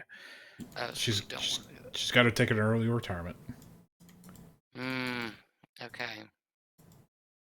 All right. But that does mean you have like fucking 40 stress to spend before you can't just do it anymore, you know, Got it. which is a lot of stress. And because stress can let you do anything, right? Like, if your roll sucks, you can spend stress to make it better. If you fail your roll, you can spend stress to just be like, nah, I didn't fail, just like you did with your resistance, right? So like, if I roll a 1 on something and I want to spend stress to say no, that I didn't roll a 1. well, so the resistance is for consequences, right? So, like for example, with the dog, you tried to stop him with your amulet, but you failed, right? Right. I think you rolled 2 or something. But when you failed, that means that you take a severe consequence, right? And the severe consequence that I decided on there was the level 2 harm, right? Right. And you were like, nah, I don't want to take it. So you took stress instead. That's right. And then I roll 4. Okay, now I understand. Sorry, it's just there's a lot. Told you, man. Like they say it's simple, but it ain't simple. It's actually quite complicated. I like it though. Yeah, it's I think the fun thing about it is it definitely like prods the storytelling. It's like, hey, make this story interesting. Because it's hard to be fully successful, even though you guys did that amazingly well tonight, right? Like you have to roll a 6 to be 100% successful, and if you roll anything less, you're taking some kind of consequence. So it fucks you all the time, and then all the factions, like I was saying, you guys were really worried about like pissing off factions. It's like, dude, you're gonna piss off faction no matter what you do. One faction Right. tied to another, like it, like somebody's gonna be mad if you do anything. Gotcha. So like it throws you into a conflict, no matter no matter how careful you are, and then just the mechanics of the game make it so that like you're never gonna be 100% okay, unless you're just really lucky, and you guys were super lucky tonight. So And then Garrett's going to go modify his dice. But fuck you guys. Don't know what you guys are talking about. No more luck. Awesome. but Great. here's the thing though, so for next time, think about like the next score, right? There's still a few scores left. I need to do all the faction, because like at the end of downtime, all the factions have clocks, and I need to like figure out which clocks have advanced and bullshit like that, and then like so yeah, I mean, I guess the end result is you got the what's it, increased faction with the lamp axe, because Bazo was like, hey, you did the thing. Right. We did do the thing. Yeah. And then what's it, you're gonna get decreased faction with the red sashes, mostly because you didn't do the thing for the red sashes. And like, they notice that you're not working for them. You know what I mean? So and then yeah, we'll figure out what the next score is going to be. I guess I'll think of some things. But Awesome. yeah, so cool, man. Thanks for coming, guys. I had fun. We had fun too. Me too. Thank you. All right. Hey, nighty night. See you Night. next Friday. Have a good night.